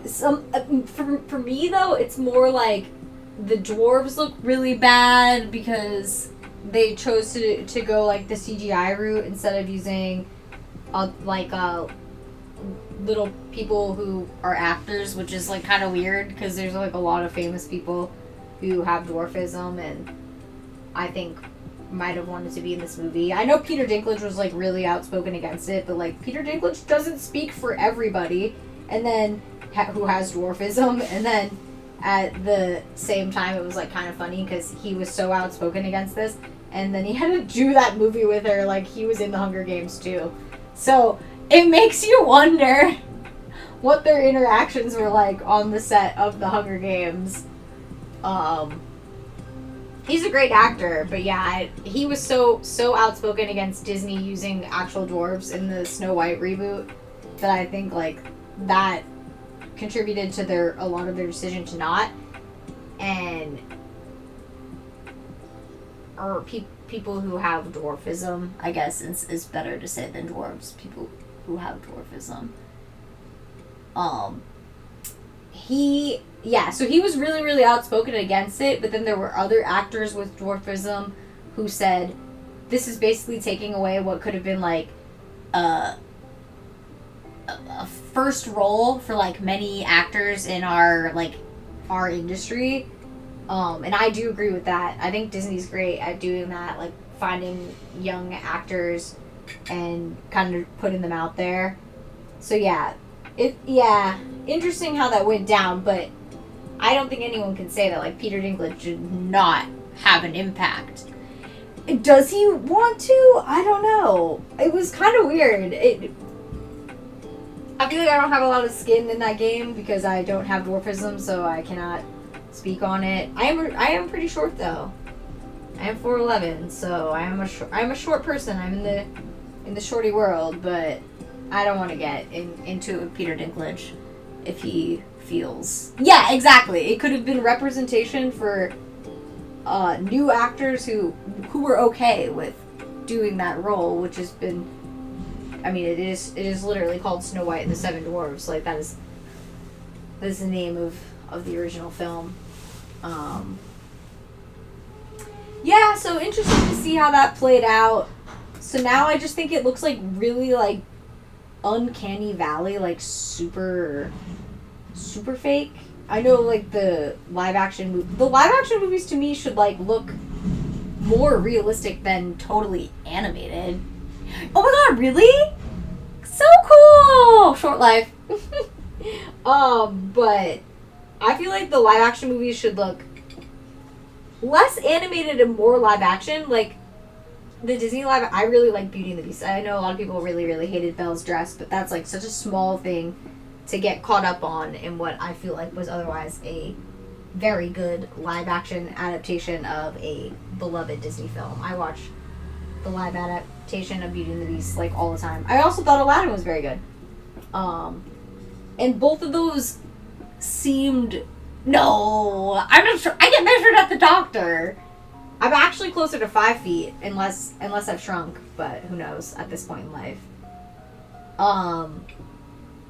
I think that Aladdin and Beauty and the Beast were really good, and they had like a lot of elements that were not super CGI heavy, because, well, I don't know if those sets were CGI or not. They looked more realistic. Like, I'm interested to see, like, how is Stitch gonna do? I don't know. Like, what do you guys think about Stitch? Like, Stitch has never been a big fandom for me, so honestly, that might be another wait for Disney Plus for me.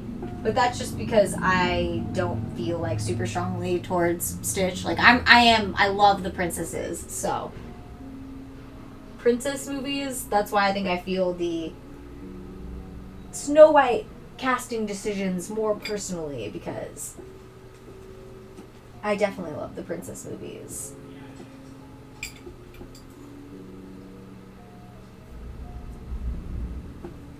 I wouldn't say Snow White has ever been my favorite princess, but she's the OG.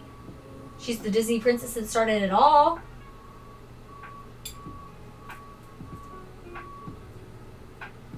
Yeah, I don't know. It would be interesting to see. Will it be one of those things where Disney influencers are like, oh my god, this is so good, and then you're like, this wasn't good? Like, because there's definitely been movies like that.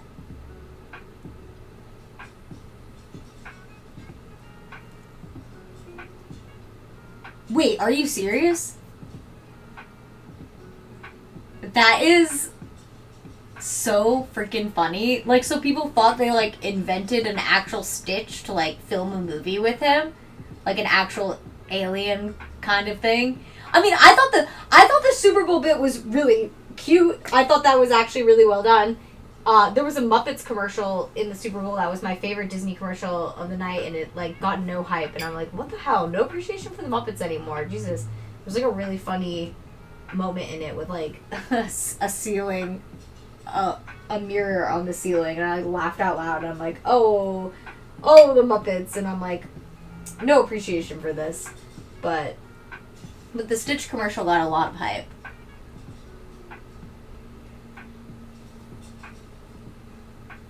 Yeah, Mufasa was not I don't know if that's on Disney Plus yet. That's another one that I will watch eventually on Disney Plus.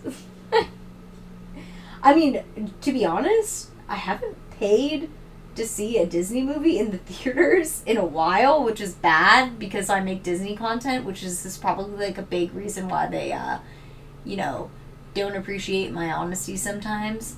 I haven't paid to see a Disney movie in the theaters in like, honestly, since like Avatar, I think. I don't go to the movies that much anymore because it's usually ruined by people being rude and disrespectful, and like, it has to be a really special movie for me to want to go and get into it with a shitty human being.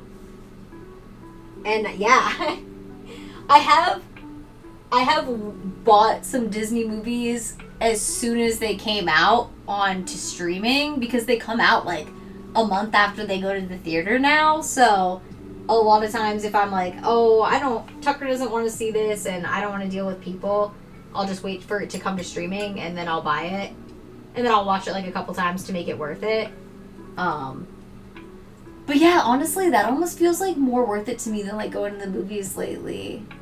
Like, I have a good home movie setup, like exceptional home movie setup, I feel like.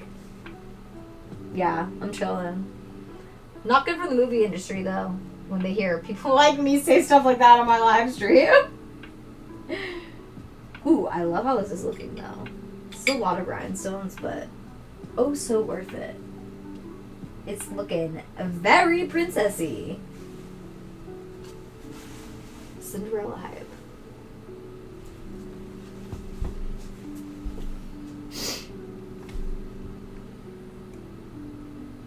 You can write off movies? Well, that's good to know. Under research. Interesting.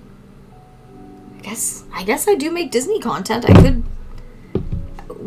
It would qualify for research for me in a pretty honest way. I'm sure it's still applicable if that's how you file your taxes. Oh, I forgot my tea. Now I bet the tea water is not warm enough anymore, so I might go pop it back on. So I be talking. I need my warm beverage. Hang on one second. Oh, Mickey, you look so cute. You look so cute. What are you looking at, Walter?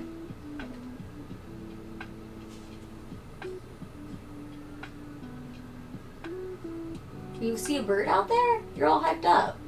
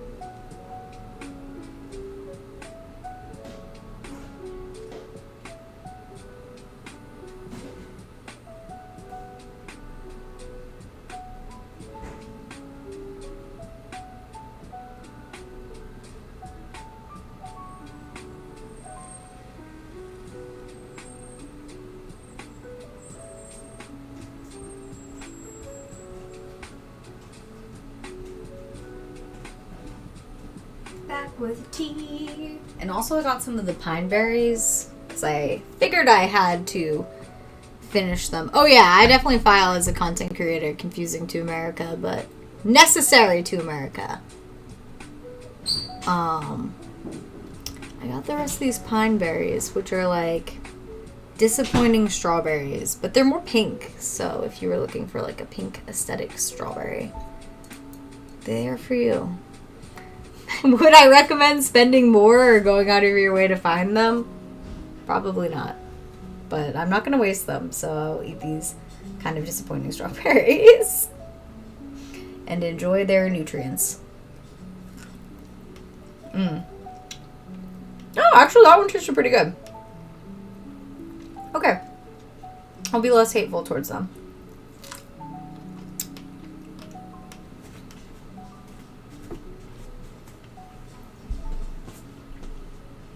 Yeah, they're called pine berries because they're like supposed to have a pineapple-y pear taste to them. I'm not really getting that. I'm just getting like diet strawberry, but probably has the same amount of sugar. It's just like less flavorful strawberry. Like more tart than sweet strawberry.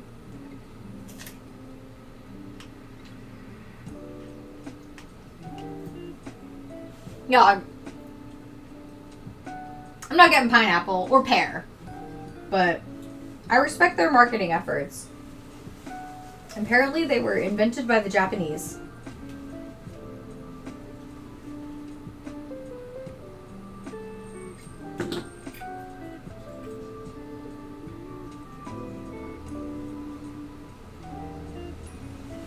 Okay, let's see. That looks pretty good.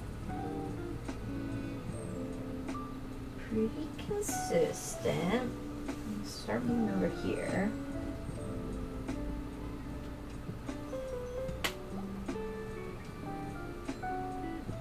But I did get them at Trader Joe's, and they told me that they had them for Valentine's month, so I guess like February. I mostly shop at Trader Joe's because it is economical, and also like focus on the things I care about. Like I know if I buy a little treat there, it's not gonna have a bunch of crazy ass dye in it because they care about that stuff. So I do snack and share some things from Trader Joe's, which is not the most exciting thing.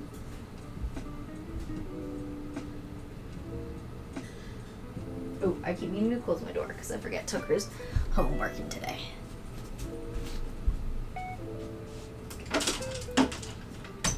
Yeah, Walter. I got some tea brewing up too.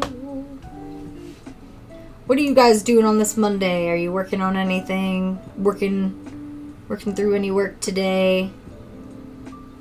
I know this is an unofficial co-working stream because I'm definitely never joining the co-working channel. I just don't think it's going to get as many good viewers as the just chatting discovery. I feel like this is the money for me.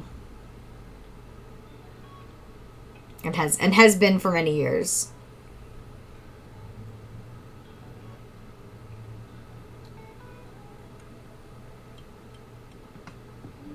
And by this is the money I mean random people come in and discover my stream. And in most cases do not follow. But hey, good discovery. Good to have some good discovery.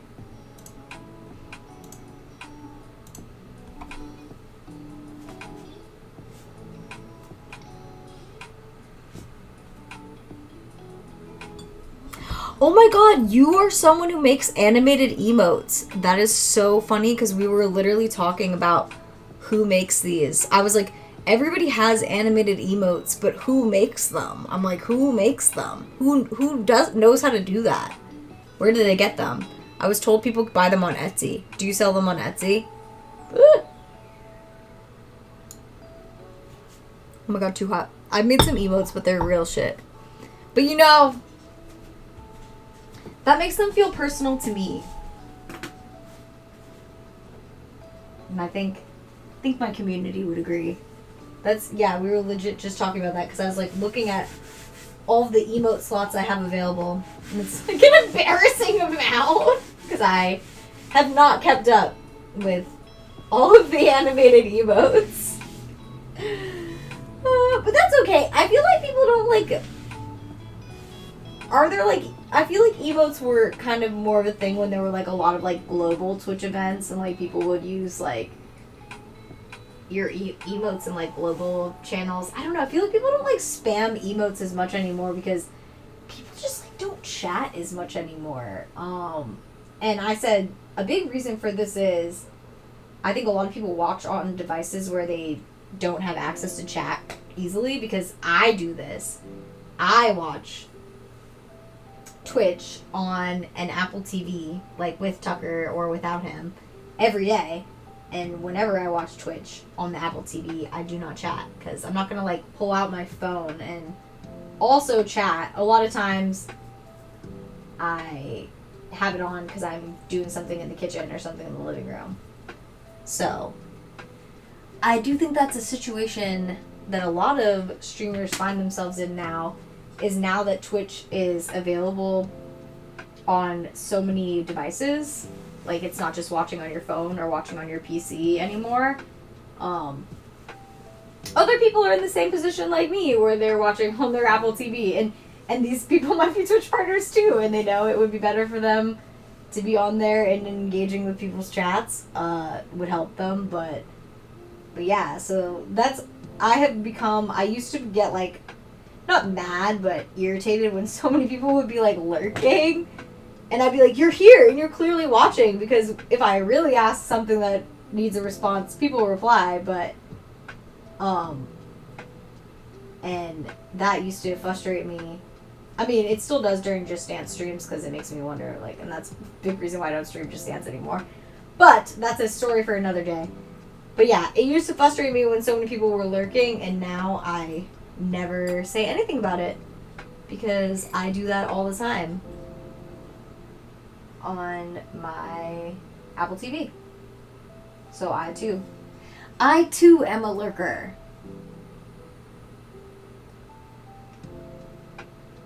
I feel like they're still going. I use my stream to advertise them. I could make some generic... Oh, you sell commission slots on coffee. That's so cool. So what... Were you... Now I'm really interested. Were you already an animator and then somebody was like, do you know you could make money selling animated emotes to Twitch streamers? And you were like, I'm going to do that. Or were you already a Twitch streamer and you figured out you could animate emotes and you were like, I'm going to sell these to Twitch streamers? I'm definitely interested in knowing how you arrived. Oh, 100% lurkers are the backbone of Twitch these days. Like, that's who's watching the ads. That's who's, like, subscribing to the channel so they don't have ads. Like, and, hey, and they're watching on YouTube, too, because I started uploading my Twitch streams on YouTube, and I couldn't believe how quickly my watch hours have been increasing compared to before I uploaded my streams on YouTube.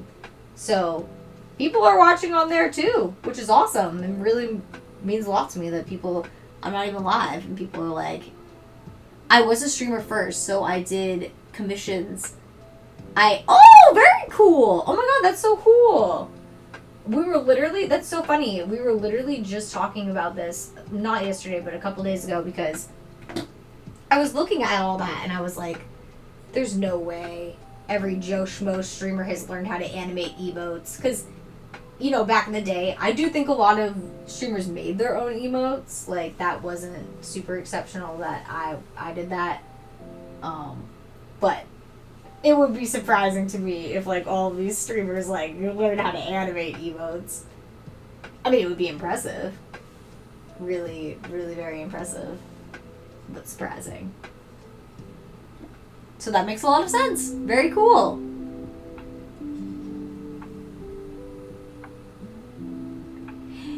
I think that, you know, for me, fortunately, I'm, like, pretty, like, if I am struggling to talk, I'll probably just, like, end the stream, but fortunately for me, I'm like pretty good at talking, and I'm enjoying having more social days, because otherwise I'm just making content and like scrolling Instagram and like kind of engaging people with no voice, and that's just I feel bad for all these Instagram and TikTok only creators that don't have a long form platform that they could try out, or they don't want to try a long form platform for some reason, because this is such an abysmal time to be making content on. Ew, this one looks weird. This one looks good. This is such an abysmal time to be making content on Instagram. TikTok's not that bad, but it's gonna be banned, so it doesn't like super matter if your TikTok's doing great or popping off, because you're just like living with the idea that it's gonna be banned. But this is like definitely an extremely abysmal time to be making content on Instagram. They like literally just show your content to negative people, and yeah, and it's super depressing. So I feel really bad for people who are Instagram and TikTok only creators, because I think they kind of feel like the world is ending, because both those apps are like having massive but separately like really different issues.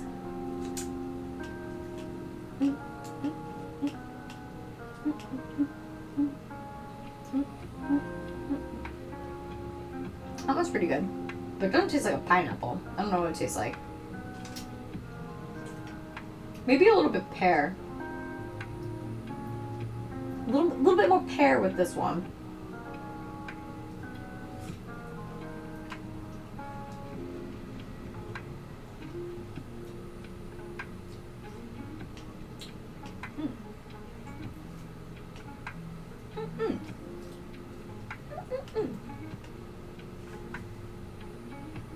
Alright. Front looks pretty good. Pretty good. Oh, this one needs some more. This one needs some more up top. This blue's just getting kind of runny.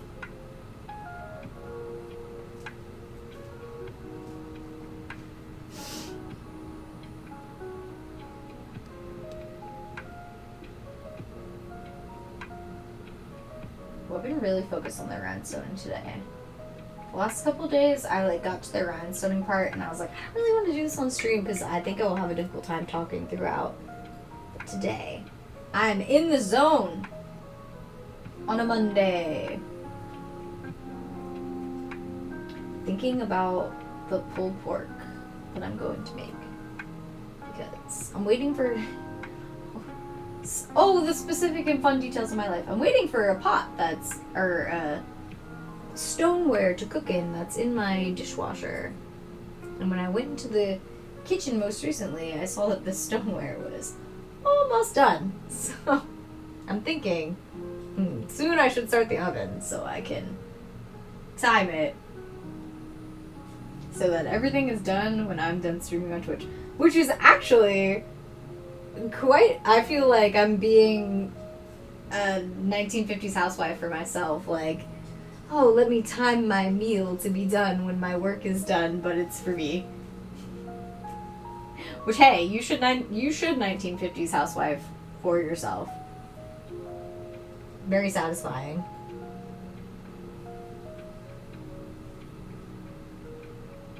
And just knowing that I got a load of dishes in there, ooh, if I could do some laundry today too, I'll be really killing it.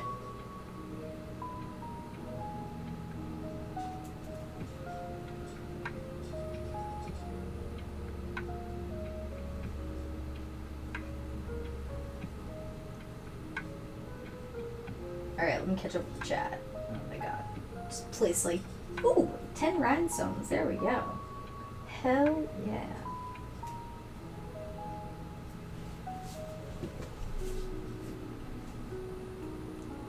Oh, a coffee ambassador? That's pretty cool. You know, I've used coffee, but I don't use it that much anymore because I like still use Patreon or whatever the fuck it's called.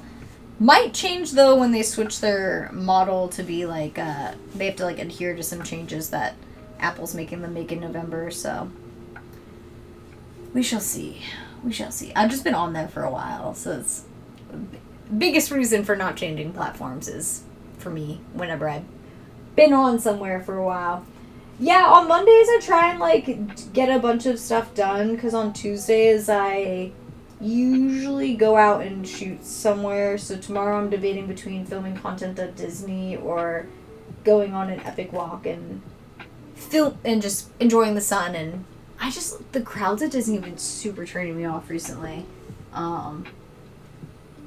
It's like hard to get amped up to go there and then watch like so many people be like disappointed on their cell phones. It's such a Disney should listen to that feedback. Doing laundry on a Monday is brave though. And knowing that I did dishes too. I'll be really proud of me if I get it done actually. And I think I posted on most of my social platforms already. Who is she? How long can I keep this up? Please, at least a year. After the last year of severe burnout when Sir Pounce died, like, please let me at least have energy for a year. Oh, Lord. Okay. That one actually did kind of taste like a pineapple. But they said they're supposed to be smaller than strawberries, and this is definitely not smaller. So maybe they're different in the United States. But that one did actually kind of have like a pineapple-y essence.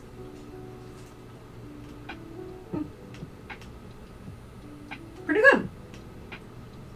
Pretty tasty, Mickey.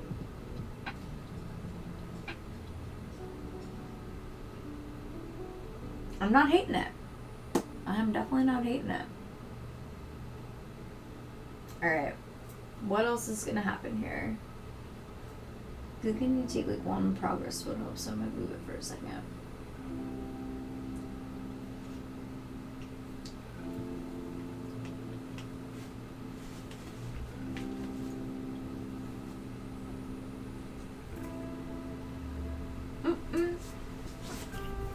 Oh Lord.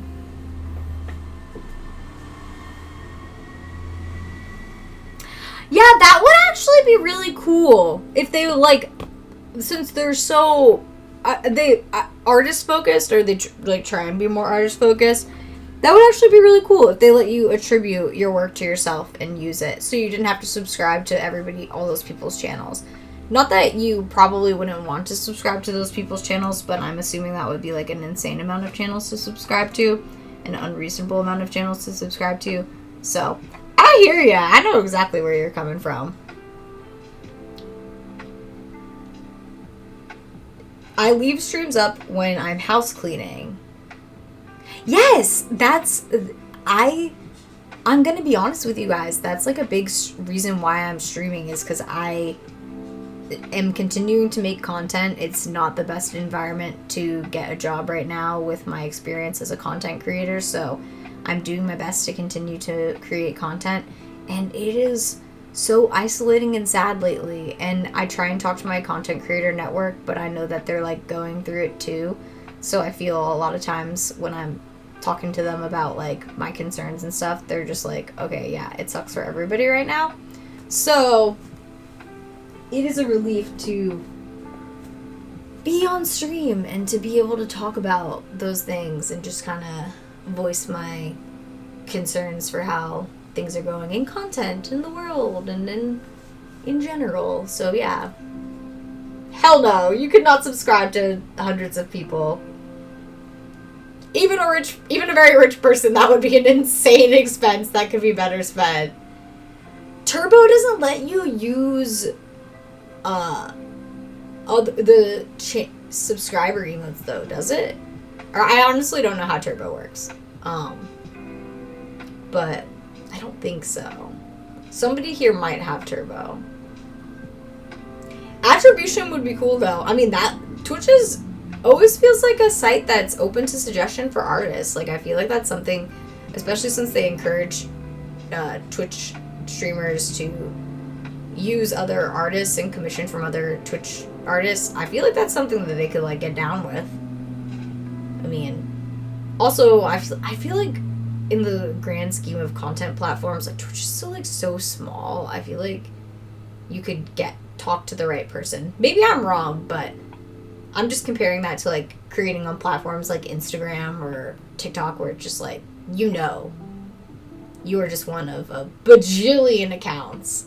And if your account gets banned or if you have serious issues, like, that's life. But, oh, they do them?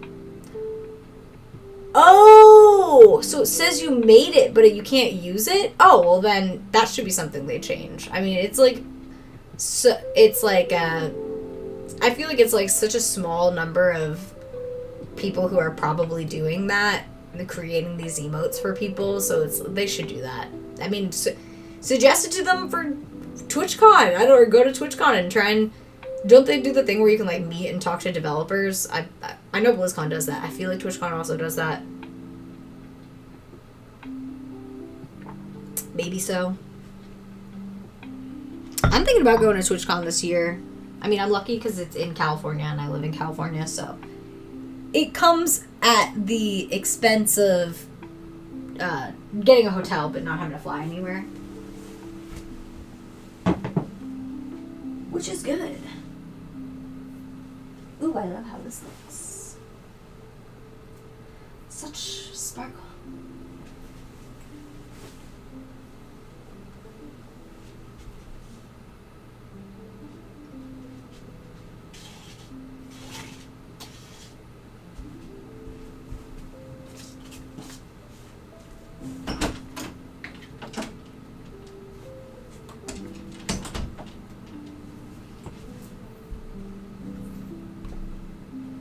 Yeah, I think they decided to always do it in San Diego. I don't know when that decision came. Hey, hell yeah. San Diego is kind of an expensive city to go to, but it's a good vacation city, so I feel like you can have a vacation experience. They got pandas at the zoo, so I haven't seen a panda in real life in a pretty long time, so I want to see that. That's what I'm thinking about it. Thinking about a little TwitchCon excursion if I keep on streaming on. Which at this rate, I don't think I'm gonna get offered some magical job. I mean, shit, manifesting. Always manifesting a magical job offer. But hell yeah. It's good to hang out here and stream and work on the things that I have to do.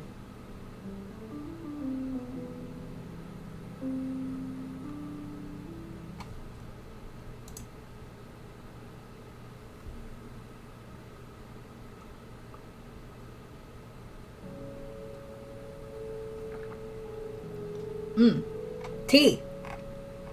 I feel like I've also been way more hydrated since streaming because I'm like always drinking tea on it. Because I'm not used to talking so much and my throat's like, what the hell are you doing? So I'm always drinking tea and like my body's like, oh, you're so hydrated now, what's going on? What happened? Why are you actually taking care of yourself? I think any event or convention in Vegas is difficult. I don't think that's like exceptional to TwitchCon. Like I've been to other events and conventions there. It's just an expensive place to go, and the getting around the city itself is like kind of difficult. Also, it like opens up a whole shitload of different issues from people doing Vegas type stuff, and we know Twitch doesn't always have the best abilities to handle parties and be responsible adults and all that. I mean, I've been to some of the TwitchCons where the reputation afterwards was definitely like, don't talk to Twitch streamers. They are slutty and bad. And like, that came exactly, or that came directly from like a TwitchCon. Like, who knows? People always, so many stories. Who knows if they're real? I'm gonna be honest. Based on some of the like text messages and things that I've experienced as a real person at some of these earlier TwitchCons, I like think a lot of those stories actually were real. Like, I'm not saying that to be like light or cheeky. Like, I think that those stories were real. And so that convention is never meant to be in Vegas. Like, it almost shouldn't exist in general, because I'm sure their reputation has not changed enough for me to be amending my statement. So anyways, maybe a little TwitchCon. You always know something salacious is gonna go down at a TwitchCon. And now they're like, Snugs, stop saying that. Someone from Twitch is like, stop saying that. Stop it. Literally stop. And I'm like, no. Hey, that's...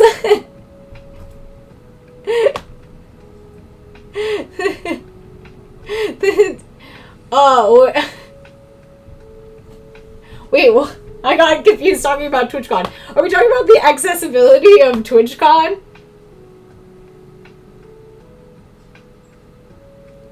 Some of the stops on the trail slips key areas, so you end up super tired and worn out.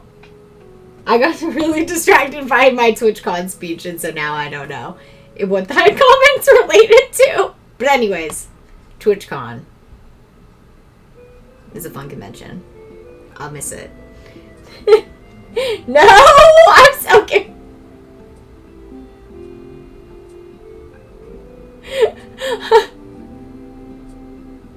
Oh!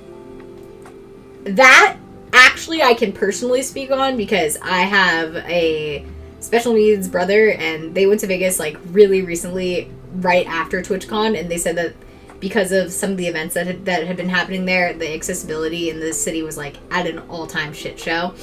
So that is actually true. TwitchCon, too skanky of a convention for Vegas, not accessible enough. That's my final review for TwitchCon. Fits perfectly in San Diego. Good times. I mean, I'm gonna go this year. I like going. I actually am kind of sad I missed a couple of them. I've always had a really good time at TwitchCon. Yeah. I miss BlizzCon too. That's another one. That has, really? Oh my god, are we living the same life? That's, oh my god, 411? No. Are we twins? But they went to Vegas like right after Twitch, literally like I think the month after TwitchCon, and they said the accessibility was horrible. So I'm okay with missing TwitchCon Vegas though. I think I would have spent a lot of money and probably been way too concerned about people's safety. Like, at least in San Diego, you could run off into the ocean, but it feels safer than Vegas. I might be wrong.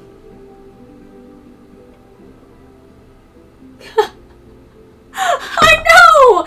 I love Max! He might be in the chat! He might be in the chat!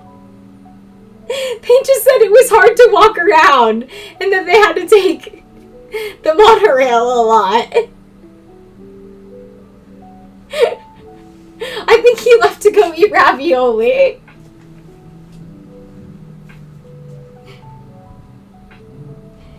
Well, they shouldn't go into... Well, it's the convention center's right on the water. That's the one thing about San Diego, is the convention center's right on the water. So you need to be careful. But other than that, it feels safer than Vegas. I guess it's not very safe, though. Because, like, people do have boat parties, too. Oh my god, TwitchCon boat parties? Oh. I need to be on my TwitchCon... I need to be on my Twitch game before TwitchCon, I'll tell you that.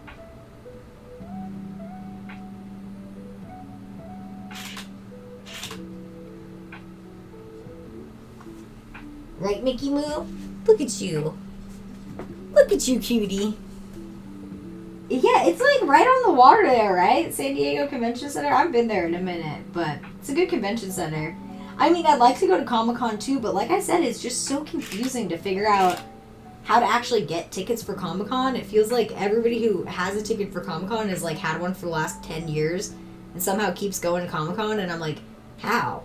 How do you keep getting tickets and nobody else does? Comic-Con's a lot of shopping, though.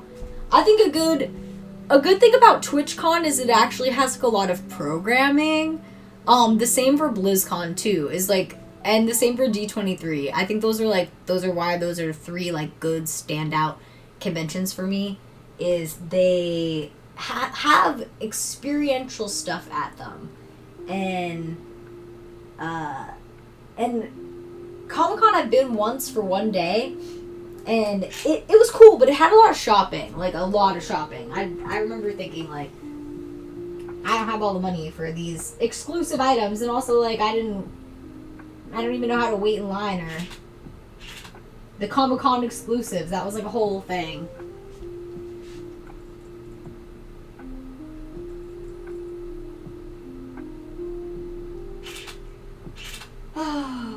But it was fun. Like, if somebody was like, oh, you could go to Comic-Con, I'd be like, okay. I would definitely go again. I mean, I've even gone multiple times with, like, no badge and just been, like, hanging out. Because San Diego's fun. And I got lucky with, like, a last-minute hotel, which will probably never happen again.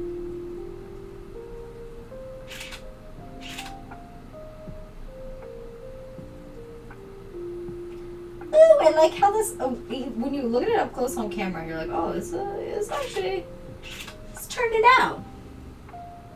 Turning out nice.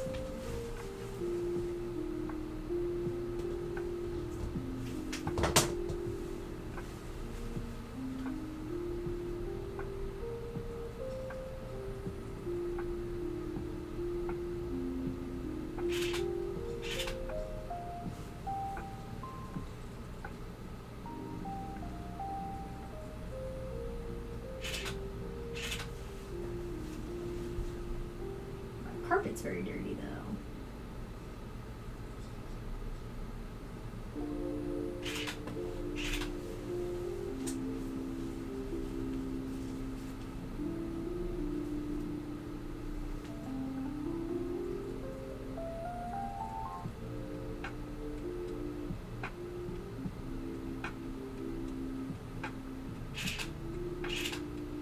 Oh, that looks so cute. There's some little birds on the skirt, and they look so cute. So that's what I was getting a picture of. I gotta get a picture of Walter. So I got a picture of Mickey. Walter. Look at you, sleepy boy.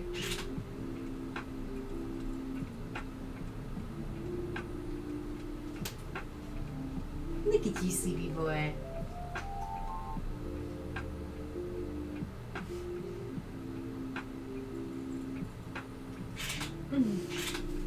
You look so cute. Are you having a little dream? You purring?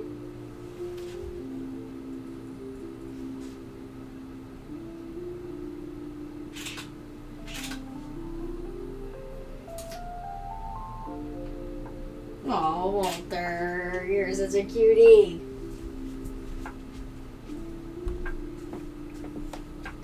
I got another, there's another one on my bed. The monorail in Vegas is legit skips a key part of Vegas, and you have to go past a stop and go backwards. Yes! Actually, that is something my dad said. He said they used the monorail, but it, like, wasn't very good.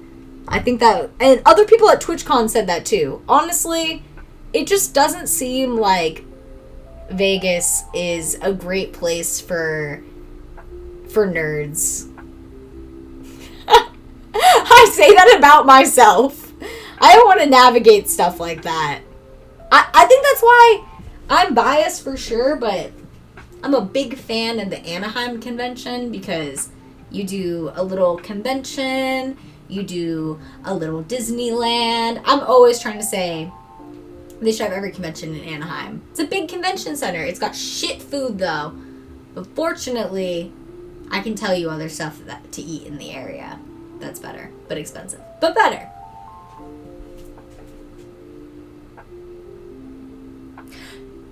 Those are smart nerds, though. Those are nerds who are like, I see a challenge and I accept it. I'm like I want to watch the same series 15 times and find a deeper meaning in that episode on the 15th time. And also stream on Twitch. That's the type of nerd that I am, and I don't want to navigate something difficult in Vegas. It's not a vacation for me.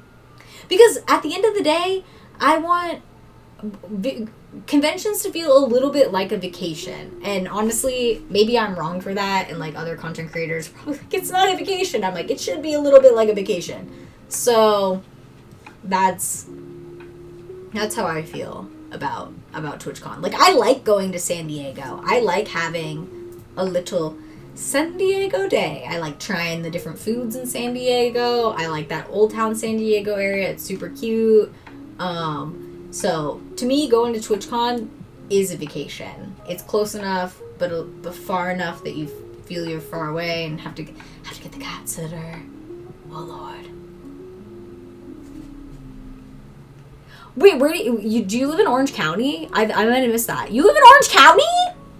My family doesn't live here. They live in Tampa, but I live here in Orange County. Nothing wrong with Naruto fans. Nothing wrong with your fandom. I've got my very embarrassing fandoms. This is not a fandom, but I have been watching. Does anybody remember this like HBO show that came out in like the mid 2000s? It's called like Big Love, and it had like Bill Paxton in it. Rest in peace. And he was a Mormon with like multiple wives.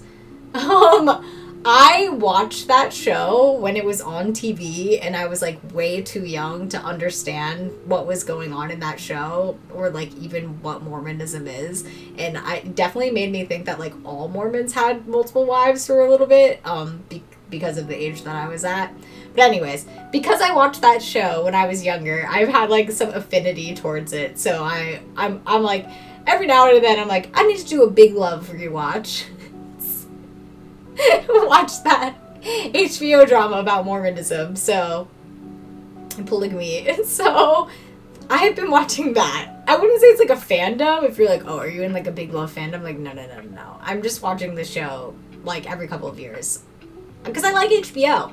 I am an HBO fan. I do think HBO makes like some of the best shows. Big HBO fan. Really looking forward to The Last of Us. Tucker's trying to convince me that we need to buy a different TV to watch The Last of Us. A 77-inch TV. Which I kind of understand. It seems insane though. But I also really am looking forward to that show. It's been like a 3-year break. So I am an HBO stan. And I guess like an Apple TV Plus stan too. I'm liking what they're doing on there. Yes! Whenever I work a con, yes, I totally hear that because you're not zoned in. Hang on, let me do an ad break. And I'll come back to that because I got my ads on, so I have my pre-rolls off. I'm gonna look at my phone for a minute. If you spoil anything, mod me, literally do not. Literally do not. Do not.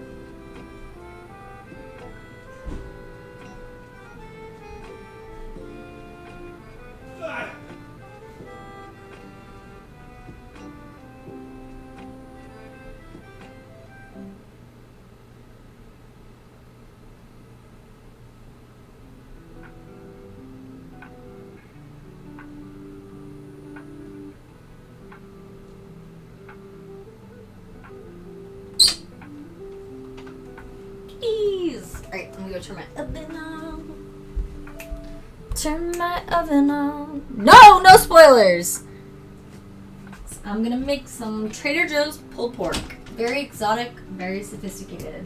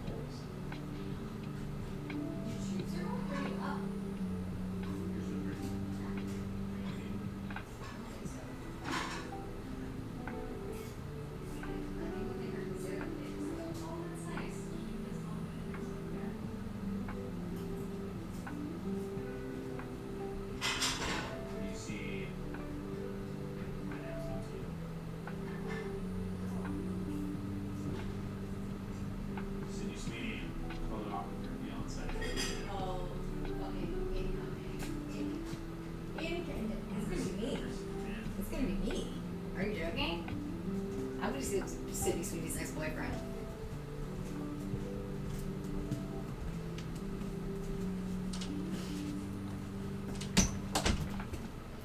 Tucker would like to announce that Sydney Sweeney is now single and he will be her next boyfriend. To which I say, I will be her next boyfriend, and we are now in competition. I was the original Sydney Sweeney fan. I literally made him watch the Euphoria pilot because I was like, you need to look at this actress. She's so cute. And then she shows her boobs. And he was like, are you serious? And I'm like, yeah, you need to watch this. I was the one who made him watch Euphoria. It was me. Wait. It gets better. It gets deeper. Going into my special box. I am the Euphoria stan. Me. My fashion book. There was even... No! She's not a terrible actress, though. Everybody always says that, and I go, you have to watch... What network did Reality come out on? It's a movie where she plays that girl who got in trouble with the CIA for, like, leaking sensitive documents. What's it called? It's called Reality.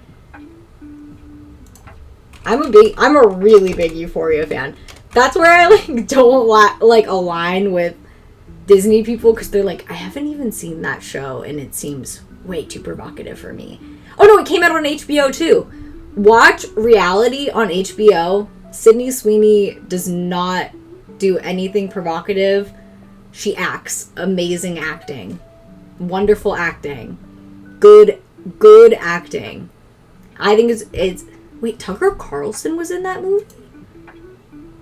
Did I not even know who Tucker Carlson was at that time? Or is it just like a cameo of Tucker Carlson? I don't remember Tucker Carlson being in that movie. So, she's also in White Lotus, season 1, which is also one of my favorite shows ever. And I love HBO. If I ever get to work with HBO on anything, I'll probably pass away because I watch a ton of HBO. I'm like such a big HBO stan. I will watch anything on HBO, and even if it's not good, I'll probably still watch it. I just think it's great. Like, and I think they discover like a lot of really good actors. Oh my god, White Lotus. First of all, you should watch White Lotus. No, I'm never good when I'm talking about Euphoria, though. Zendaya as Rue is just like, I think one of the best characters of all time. Anyways, I could talk about Euphoria for too long, so we don't need to go down that route. But I know. No, it's Dr. Groot, and it's a hair care product. It's a Korean hair care product, and it's actually really popular, and it's actually... I've been using the Dr. Groot, and it's been doing well for my hair, so the Koreans know a thing or two about hair care and beauty, because I use a lot of K-beauty products, and now I'm using... No! Wait, what's Dr. Squatch? I don't even know what that is. I thought you were making fun of me because you saw one of my ads. What is Dr. Oh, God. I'm afraid to look that up. But, all that to say... Well, whatever. Let her do ads for men's soap. Let her get her bag.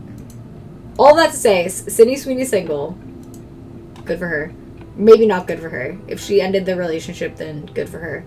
If she got broken up with, then leave her alone. And then continue to say, you should watch the first 2 seasons of The White Lotus so that you can watch White Lotus season 3, because the second episode came out last night and I was genuinely like lolling. There's no other good word for it, but I had some really, really genuine laugh out loud moments, and I just think they absolutely go there. To summarize it without ruining any of it, I don't want to ruin anything of it, so you should just watch it. But it is an analysis and an in-depth look at the lives of like rich people in our time, in our modern times, and it is really well done. Because I am around these rich people. I live in an area where there are many of these very, very rich people, which I always joke. I think it's like kind of a good thing to live around a lot of rich people. Like whenever I go to Lido Marina Village, which I go there like once a week, I love walking around there and shooting content. Can I afford to shop at most of the stores at Lido Marina Village? No. But I love going there, and I say, I'm absorbing rich mom energy. And I am. Like, when you are around these really rich people, I do feel like it influences you to, I don't know, not commit financial crimes, which probably half of them are, but think about a way that you could achieve that without committing financial crimes. It might be possible. But yeah, I don't know. Buy it. Buy that $400 cologne. I like... Rich people are sometimes insufferable, and obviously, The White Lotus absolutely highlights this with like such funny writing. This season's really funny. The other seasons the first season's really, really funny too. The second season is like more dramatic, but really good. Intriguing. Very intriguing. And yeah, and then this season seems back to really funny. Like, I don't remember the last time I watched a show and was just like laughing out loud like that. So, also another show I'll break up with HBO for right now. Who's watching Severance? And every time I mention it, nobody replies. How are you not watching Severance? How are you not watching Severance? What? Watch the first season because you won't have to wait 3 years for the cliffhanger. And know that I waited 3 years for the cliffhanger. And I am very excited. Like, I'm a TV media consumer. It's like, I love video games, but no, I love television. And film, but probably more television. I just love episodic storytelling. So, this is a good spring for me. Like, good shows are finally back. You should watch all of these shows and enjoy them. These are shows that you can like sit and watch without looking at your phone, which I think it really speaks to quality these days. Really? Oh my god, that's so interesting to me. I watch like everything. I am a traditional media consumer in that sense. Like, I watch like we had we have YouTube TV, so it's like still like cable, but I had like straight up cable up until last year and would like literally watch everything. But I'm really, really bad with like celebrities, so I couldn't like tell you like celebrity names or like celebrity culture. A other than the ones that I really like. Zendaya and Sydney Sweeney. Basically anybody who is on an HBO show. But other than that, I don't really know like actor names very well. So when people are like, "Oh my god, so and so was in Disneyland today," I'm like, "Who?" And then they're like, "They were in this," and I'm go, "Oh, that was great, that was good, cool," because like I don't know what these people's names are. But I consume a lot of the media that they're in. That's a true art form that I like is film and television.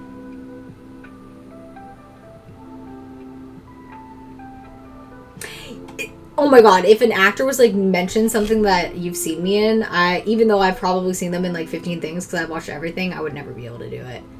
I would never be able to be put on the spot like that.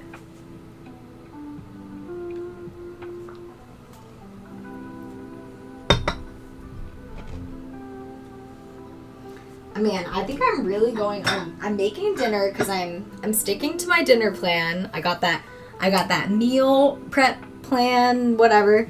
But I think I'm also gonna try and go to Trader Joe's tonight because Tucker City might go. I'm like, oh god, am I going for it? It's a real Monday. I mean, I feel good about this dress. It feels.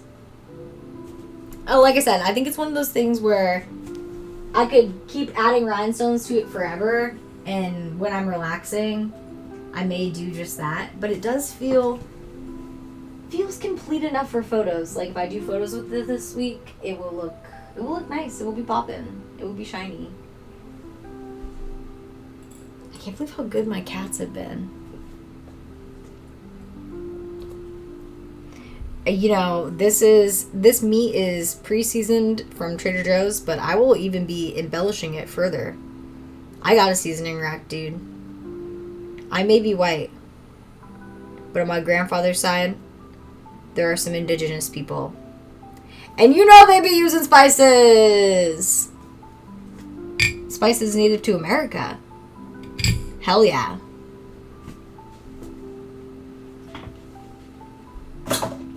Spices and herbs and teas.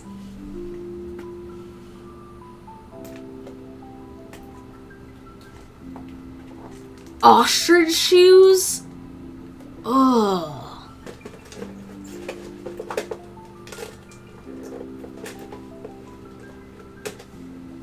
Trader Joe's is, kept me alive in New York because I literally could not afford groceries other places.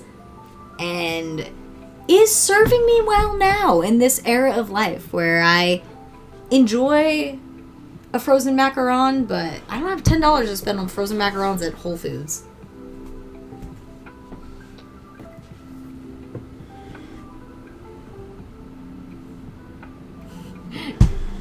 Wait, what? Black pepper? Too spicy? I'm not living on this planet. I've got the taste buds of not that. Yeah, I'm not that Caucasian. That's the best way to reply to that. I like to season. I like to cook. I have some cooking stuff planned, but I just don't have. Actually, shit. While I'm sitting here, I should look for that on Amazon. I don't know if I'm going to be able to use my streaming setup with my kitchen, and I was going to use Tucker's laptop, but now he uses it. Oh my god. I'm dying because I have my windows open and it's already springtime here. Ugh! But I have a box of heart-shaped macarons from Trader Joe's in my freezer still, saving for a special occasion. I used some during Valentine's Day. And then the other box I'll be definitely saving for a special occasion. They will probably make an appearance on stream. They were actually really, really good too. So not only were they like delicious, honestly, they were probably the same distributor as Costco's. Like, let's be real. All these companies white label stuff. So they're probably... No, that sounds terrible. No, like, black pepper, like, if I'm even making like a salad, I'm just like, I'm putting some black pepper on there. It's like, feels like the most normal thing in the entire planet. Like, even if you're, like, having a Caesar salad, have some fresh ground black pepper on it. I don't know. I feel bad for people who cannot tolerate any kind of spice. Herbs, spices, chemical X. Oh, Lord. These are the ingredients that make the perfect tea. No, cracked black pepper is... Yeah, it's seriously... It's good for you. Like, people take pepper supplements, and so I know it's not bad for you to be putting up on your salad, so... I'm a big fan of the seasoning, actually. And, oh wait, all that to say, before I forget, opening Amazon. Active USB extension for webcam. Active USB extension for webcam. 50 feet. Watch, this cable is going to be $36. 72? Fuck! Oh my god! I would have loved if it was $36. 72? Oh, here's one for 44. Damn it. Yeah. That's a lot of money for a cable that I don't even know if it's gonna work. At least the good thing about Amazon is I can return it. Turmeric and black pepper, everybody should be using that up in their meals somehow. Salad is not healthy, depending on how you prepare it. If you are using creamy, ranchy, sugary dressings, no, salad's not healthy. But I will tell you, as a person who literally has IBS, I eat salad like every single day of my life now. I eat salad, and I've lost weight, and it has greatly improved my digestion. But you have to be eating the right salads. I don't eat any creamy dressings. I don't eat any creamy-based dressings. Like, yeah, those are the tasty ones, but you got to be eating, like, a little bit of oil and vinegar, and you just, like, dabble it on. Or some of the, like, Asian ones that are, like, oil-based, too, like chili oil or something like that. Or, like, miso dressing, stuff like that. You gotta stick to those ones. Yeah, it totally depends. If you're putting, like, oh my god, no way!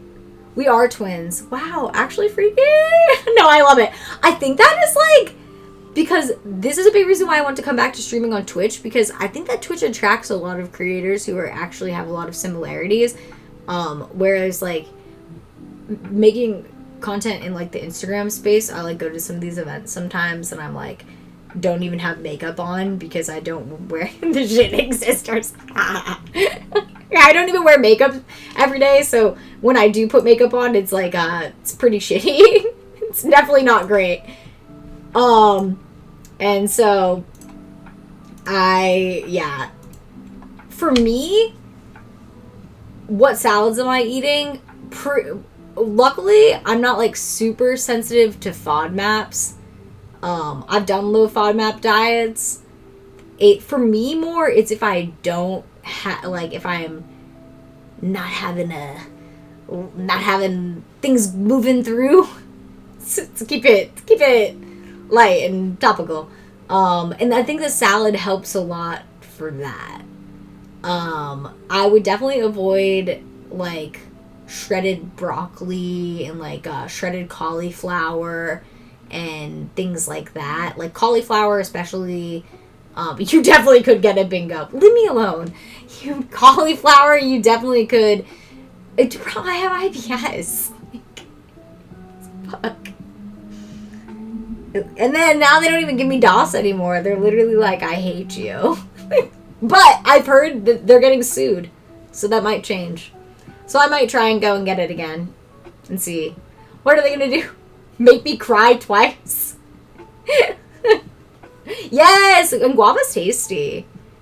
Yeah, avoid the mixes that have the shredded cauliflower. There's a couple at Trader Joe's that have just, like, kale and, like, lettuce and, like, a little bit of carrots and, like, a little bit of shaved radishes, I think. No onions, no garlic in any of these mixes.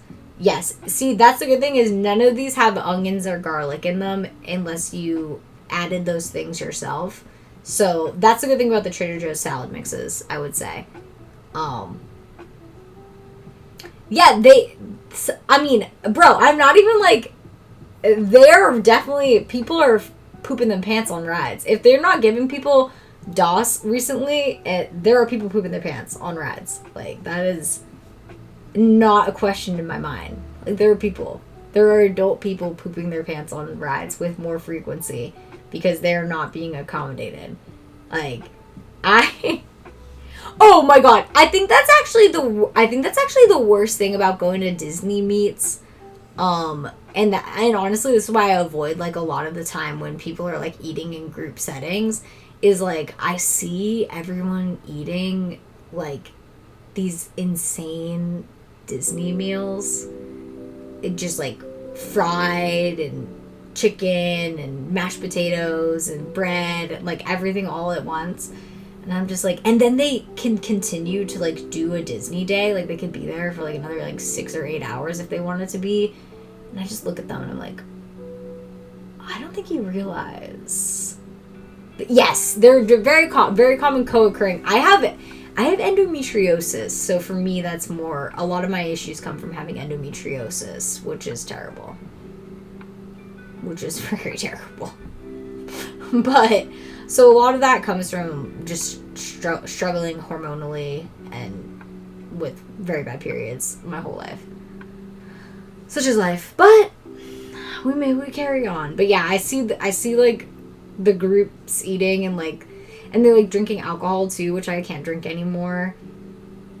And and I don't know. It's hard. I don't get like super like sad about it, but sometimes it's like I don't think you understand like the freedom of being like Disney came out with like a fried sampler and it had like tater tots and fries and like mini corn dogs and like chicken tenders, and you don't understand like the joy of just like you could eat those things and like it wouldn't like greatly affect you, like you wouldn't have to leave, you wouldn't be at risk to get sick.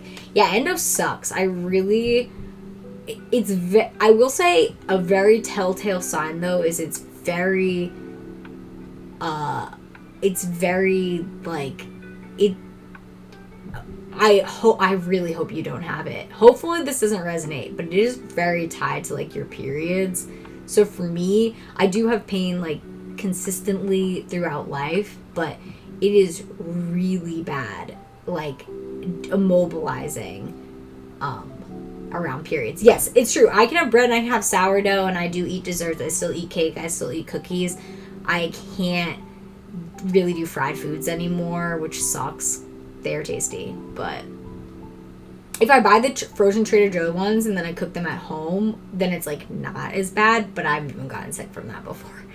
Like pretty almost immediately. Like with an hour afterwards. So even trying to do that route, so I just try and abstain, which is boring, and most people are just like, that's so boring, like you can't drink alcohol when you don't eat fun foods, and I'm like, alright, let me go put my pulled pork in because I'm gonna make it, and then I'm gonna go, even though it's from Trader Joe's, then I'm gonna go to Trader Joe's because I am out of fun little drinks, and I really want some more fun little drinks for stream. I really hope that you don't have it. I really hope you don't have it because there is no cure for it, and it is just absolute shit. So please keep me posted, but I am also will be manifesting for you to have any other outcome than that, just other than one that doesn't have like no cure. Because it is like, whenever somebody's like, oh yeah, I found out I have endo, you have that. And I'm like, yeah. That's like literally my face. They're like, oh. And I'm like,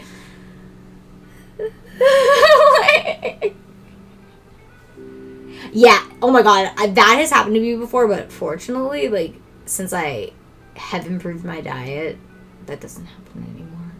So this is where you're gonna stay on the good diet game, so I guess pulled pork's not super bad. I'm gonna eat it with a salad. That's what I'm telling myself. Alright, I'm gonna go put it in real quick. Oh, I can't believe how good you guys are being. I'm gonna turn my light on too. Boop.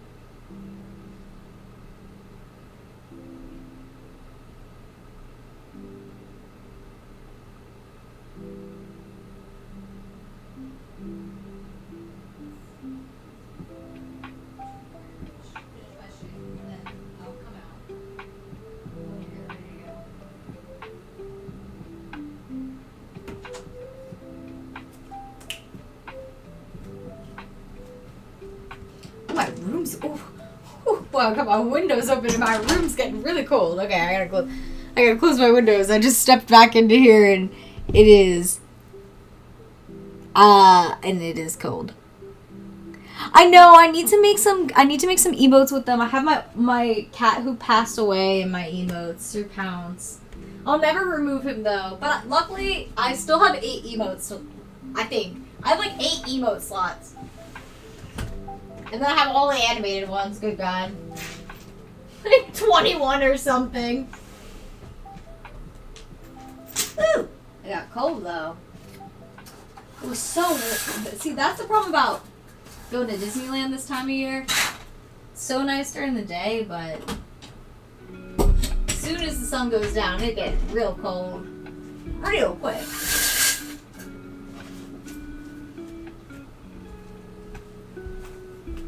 I got my big fluffy kitties. I know Walter's kind of...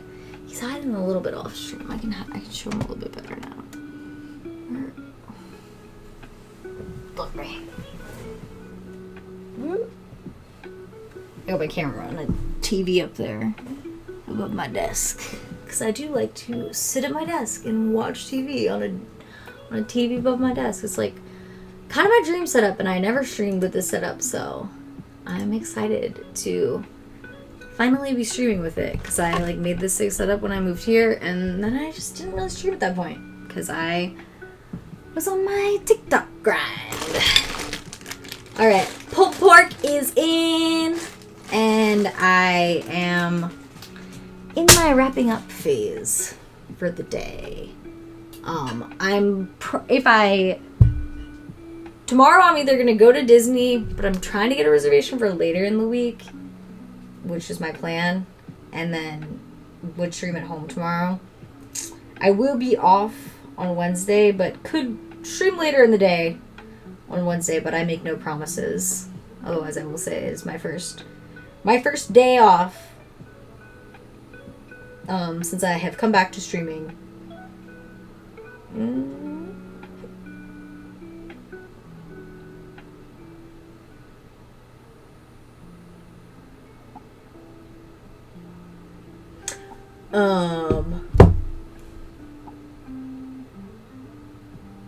Wait, what if...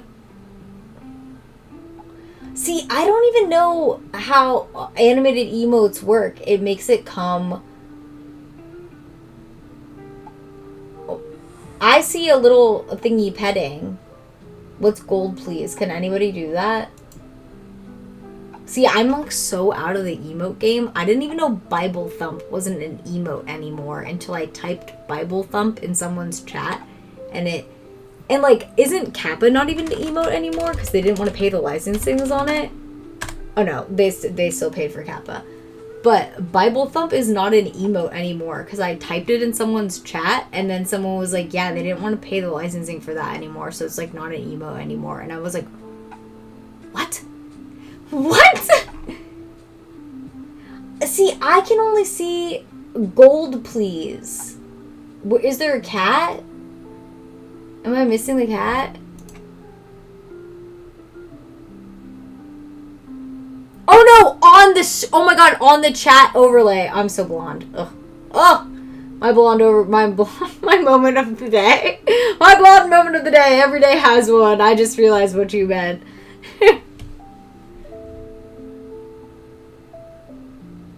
Yeah,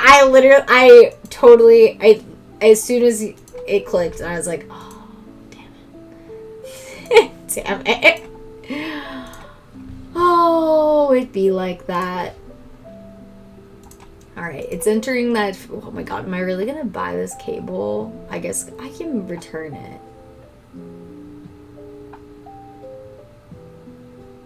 So...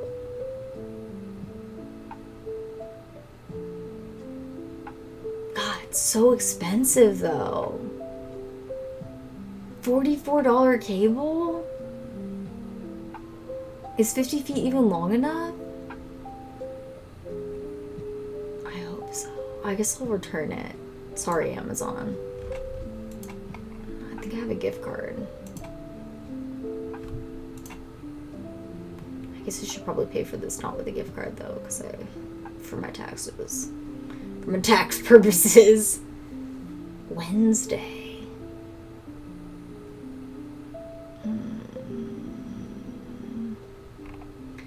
Frequently returned item.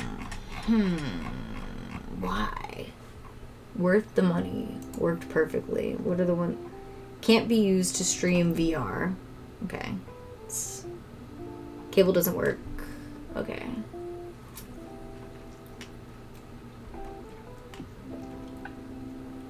Stop working after first couple of days. Mixed reviews on this cable, I see.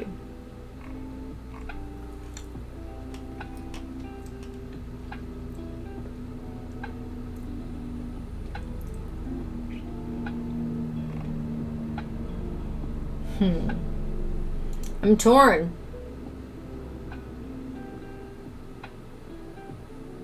Oh my god, wait. Do it one more time. I was looking at the Amazon cable. Now I'm looking at my stream. Now I'm looking at my stream with the chat. We're like, I don't have anywhere for anybody to crash. I don't have extra bedrooms or anything. Because I live in a trailer. I don't even have a couch. And that people can sleep on anymore because we got rid of it. Because our living room was too small. I wish I did. Oh! When is it? Well, the cats would have to go with us. When is it again?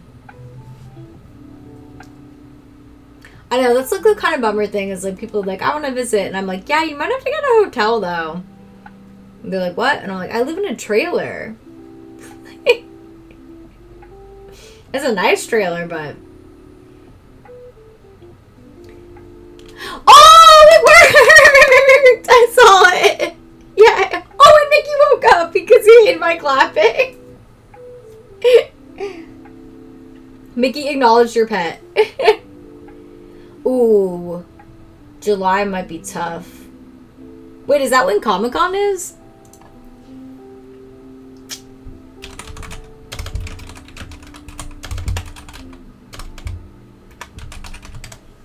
Oh my god, yeah, that is when Comic-Con is. Wow.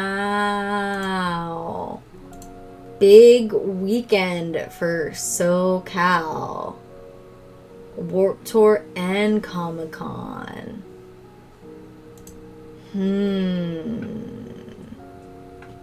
Well, if maybe somebody gives me a ticket to Comic-Con, but right now I think I'm shit out of luck on that one. I used to be in favor with the random ticket people. The people who have the connections to the conventions. I think they which maybe they'll be more enticed into my Twitch streaming because I used to get the random tickets a lot when I streamed more. So maybe there's a connection. He turned around. He's into it. He liked the pets.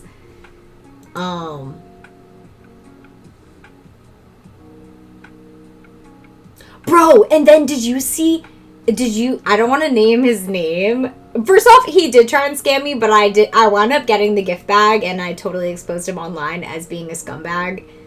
And a lot of people believed me. And then did you see he got caught up doing shit with a minor?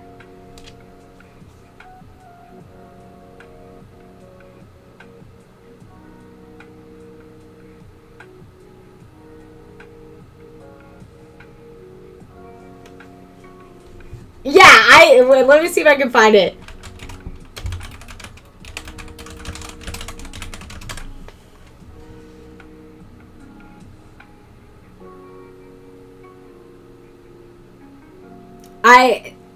Shit, I don't know if there was a news story on it or if it was just a thread that went around, but it was someone exposed him on Twitter or something, and I mean, I think I don't know what the allegation said specifically, but I just remember that.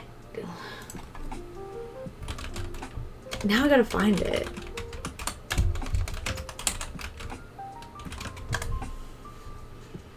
All you gotta do is search these people and then allegations. Oh, people are saying, here we go. Here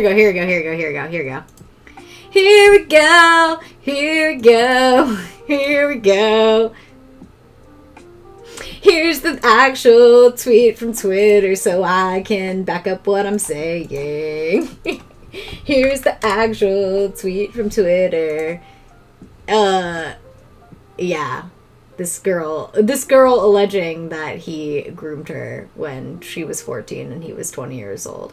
I mean, this guy tried to rip me off, so I don't think he is a person of high moral character. Like, he tried to rip me off and I was like, oh, hell no! It's not happening! You picked the wrong small girl. No. And to this day, I'll never take an opportunity to call him a scumbag. Or I'll never miss an opportunity to call him a scumbag. He is still a scumbag, obviously. So, yeah. I honestly feel like that's why I don't get into, like, drama with these content people.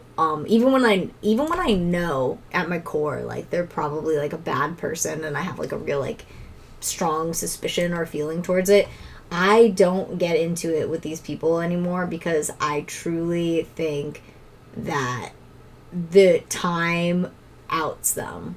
I have seen it happen so many times now that I feel confident in the karmic justice of the universe. Like, time outs them. And, you know, I mean, I've hung out with a lot of people who've been canceled, and that is not my fault.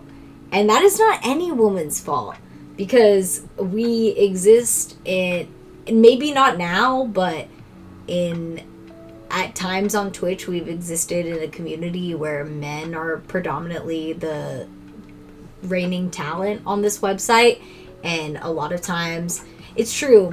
Yeah, it's true. I got to know him, and he was literally, I mean, he was who invited me. Just a very kind person. I think about him, like, pretty often still.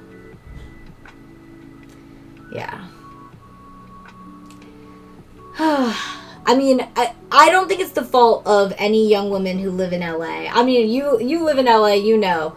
I don't think it's the fault of any young women who are young streamers, young women in LA being invited to events and you're like, everybody there's a Twitch partner, you should come, you're a Twitch partner. That's like how, like, every single one of these scenarios went down when I lived in LA. What was every single time it would be, you should come, I know this Twitch partner, Snugs is one of these Twitch partners, invite Twitch partners, keep it among Twitch partners, invite her. So that's how I have been at, like, a lot of these things with people who have wound up being canceled or exposed, because a lot of times women, this sounds really bad, but, like, women were, like, seen, but it's true, but it's not bad to talk about my own experience. Women were seen as, like, accessories at a lot of these things. Like, invite girls that are Twitch partners because you know they have, like, a certain level of decorum about them. They know how this operates. They know how this is going to work because they are a Twitch partner, and have them be there. And that is just how it was. And fortunately for me, I stopped drinking alcohol because of my endo. Hey, endo sisters. Hopefully not. But I stopped drinking alcohol because of my endo and IBS. So fortunately for me, I think that saved me from a lot of situations because I was not drunk and I was able to get myself out of places, get other people out of places, have more of my wits about me. And I do think that helped me immensely in navigating all of this. But yeah, that's just really how it was. I don't know if it's like that anymore. I haven't lived in LA. I'm going to my like 5th year down here in Orange County. I don't really get invited to stuff like that anymore. I get invited to some stuff in Orange County, but it's like really different. It's like influencer like PR gifting events. They like happen during the day. Like everybody's giving gifts. Everybody goes home. There's no like partying or like expectation of partying or like going on boats and shit like that. It really like if somebody was like, take a sip of this, I probably would if I really wanted to, because I don't not drink for sober reasons, but I just don't enjoy it anymore. It makes me feel like shit. So, and I feel like that's like become more popular now, but I do think that helped me navigate these situations a lot. So that's why people were like, well, you were like close to that person, and I was like, and they were like, did they do anything to you? And I was like, I don't think they tried, because I wasn't drunk, and they knew that. Like everybody knows that. Everybody in these situations knew that I didn't drink. So yeah, I mean, that was definitely an era for Twitch. I streamed through all of that and was here through all of that, like the time on Twitch where people were kind of like outing like stuff that had happened to them, like Twitch's own Me Too movement. So I mean, actually that's like probably a big reason why I took a big break from Twitch, like not related specifically to Twitch, but just being like continuously manipulated by creatives in the cosplay space more specifically. I just needed like a really long break, but I feel like I'm back to it. I like go to conventions again, and I'm like not afraid of running into these people. I mean, I certainly don't want to run into these people, and if I hear that they're there, I avoid them at all cost. But I have reclaimed those spaces, I feel like, which is a good thing. So, yes, quite the time on Twitch, and then now I want to go to TwitchCon again, which I think is ultimately a good thing, to want to go back and be in those vibes. I think we'll do it. I see it happening. I'm trying to did I not put on my watch at all today? I guess I didn't. I'm looking at it on the shelf. Mocktails are dope. I love a good, interesting... Hey, I feel like it's got all the elements of a cocktail besides the alcohol-y part. The expensive alcohol. Well, but to be fair, they kind of charge an arm and a leg for a mocktail. But that's because I've seen a bartender explain that's because alcohol or not, they are still providing the same experience and pour level of skill that an alcohol cocktail involves. And I do agree with that. I'm not hating. I agree with that. Alright. On all those notes, I am going to continue on with my very productive Monday. I made some pulled pork, tasty, from Trader Joe's, so not very extravagant.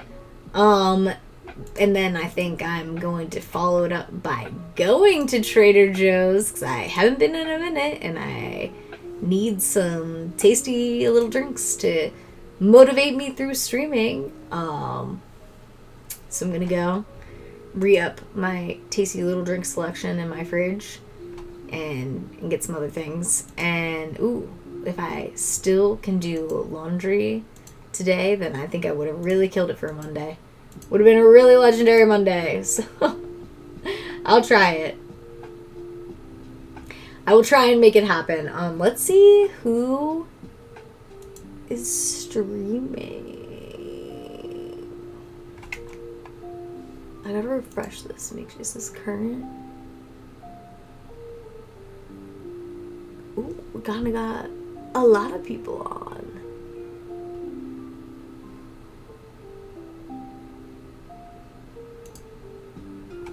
I don't want their sound to play. Ooh, I think we're gonna host Shining Star Val. She is playing Sims 4, and she's building something from Fourth Wing, which I'm not in that fandom. I know, very surprising. You're like, a fandom you're not in? But I like the look of it. I like the look of it a lot. it's got a good vibe. So I want to see what's going on here. So we are gonna host her, but first I will finish my spiels.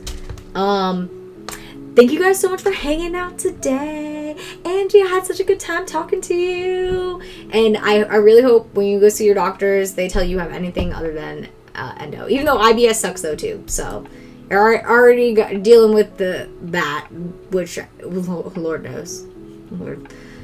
Lord knows, my community knows. There's definitely been times I'll be like, I must end the stream. I am unwell in that department. It happens. So, totally get it. You are among friends here and talking about those things. If you missed some of the stream today, I will be uploading it to YouTube. I've been pretty good about doing that if the stream is over a couple of hours. If it's under a couple of hours, I think it might live here on Twitch. So if it's over a couple hours, full upload to YouTube for you guys to put on and listen to. Hey, I feel like chronic pain, if you got the chronic pain, hopefully something else in your life like outweighs it. I feel like I got a good life for what I deal with. I try and make it nice for what I'm facing. I don't know. I do my best. And I hope the same for everybody else dealing with chronic pain. Yo, goodbye, Veronica. Thank you so much for hanging out. Also, literally, I love seeing your updates every day about how much you are grinding and growing on Instagram. Makes me proud. Especially in this era of Instagram, you are killing it. You are killing it. I love it. You are fully back to it. I know you weren't sure if you could come back so hot after a break, but you freaking got this. Like, I see it every day and I'm like, you freaking got this. Like, makes me so happy. I'm so proud of you. I love you too. I'm so happy. Yes, I know. We will plan girls trips or if you just come down here for a convention, we can figure out days on either side of it. Or maybe I'll go to the convention too. Who knows? All good stuff. Thank you so much for hanging out today, guys. Take care. And if you are interested in The Sims, go on to say hi to Val and give her a follow, and maybe you read Fourth Wing and you might know what's going on more here than me. But I like the look of the house. I like it. Kind of makes me want to play The Sims, but that's like a whole rabbit hole I should not go down because I need to remain productive. And The Sims, ooh! If you've ever played The Sims, you know. Alright, guys. I will see you tomorrow, either here, maybe at Disney. It will be a surprise, but it will be somewhere. Until next time. Alright, guys. Bye. Enjoy Val's stream. Thank you so much for hanging out tonight. Bye.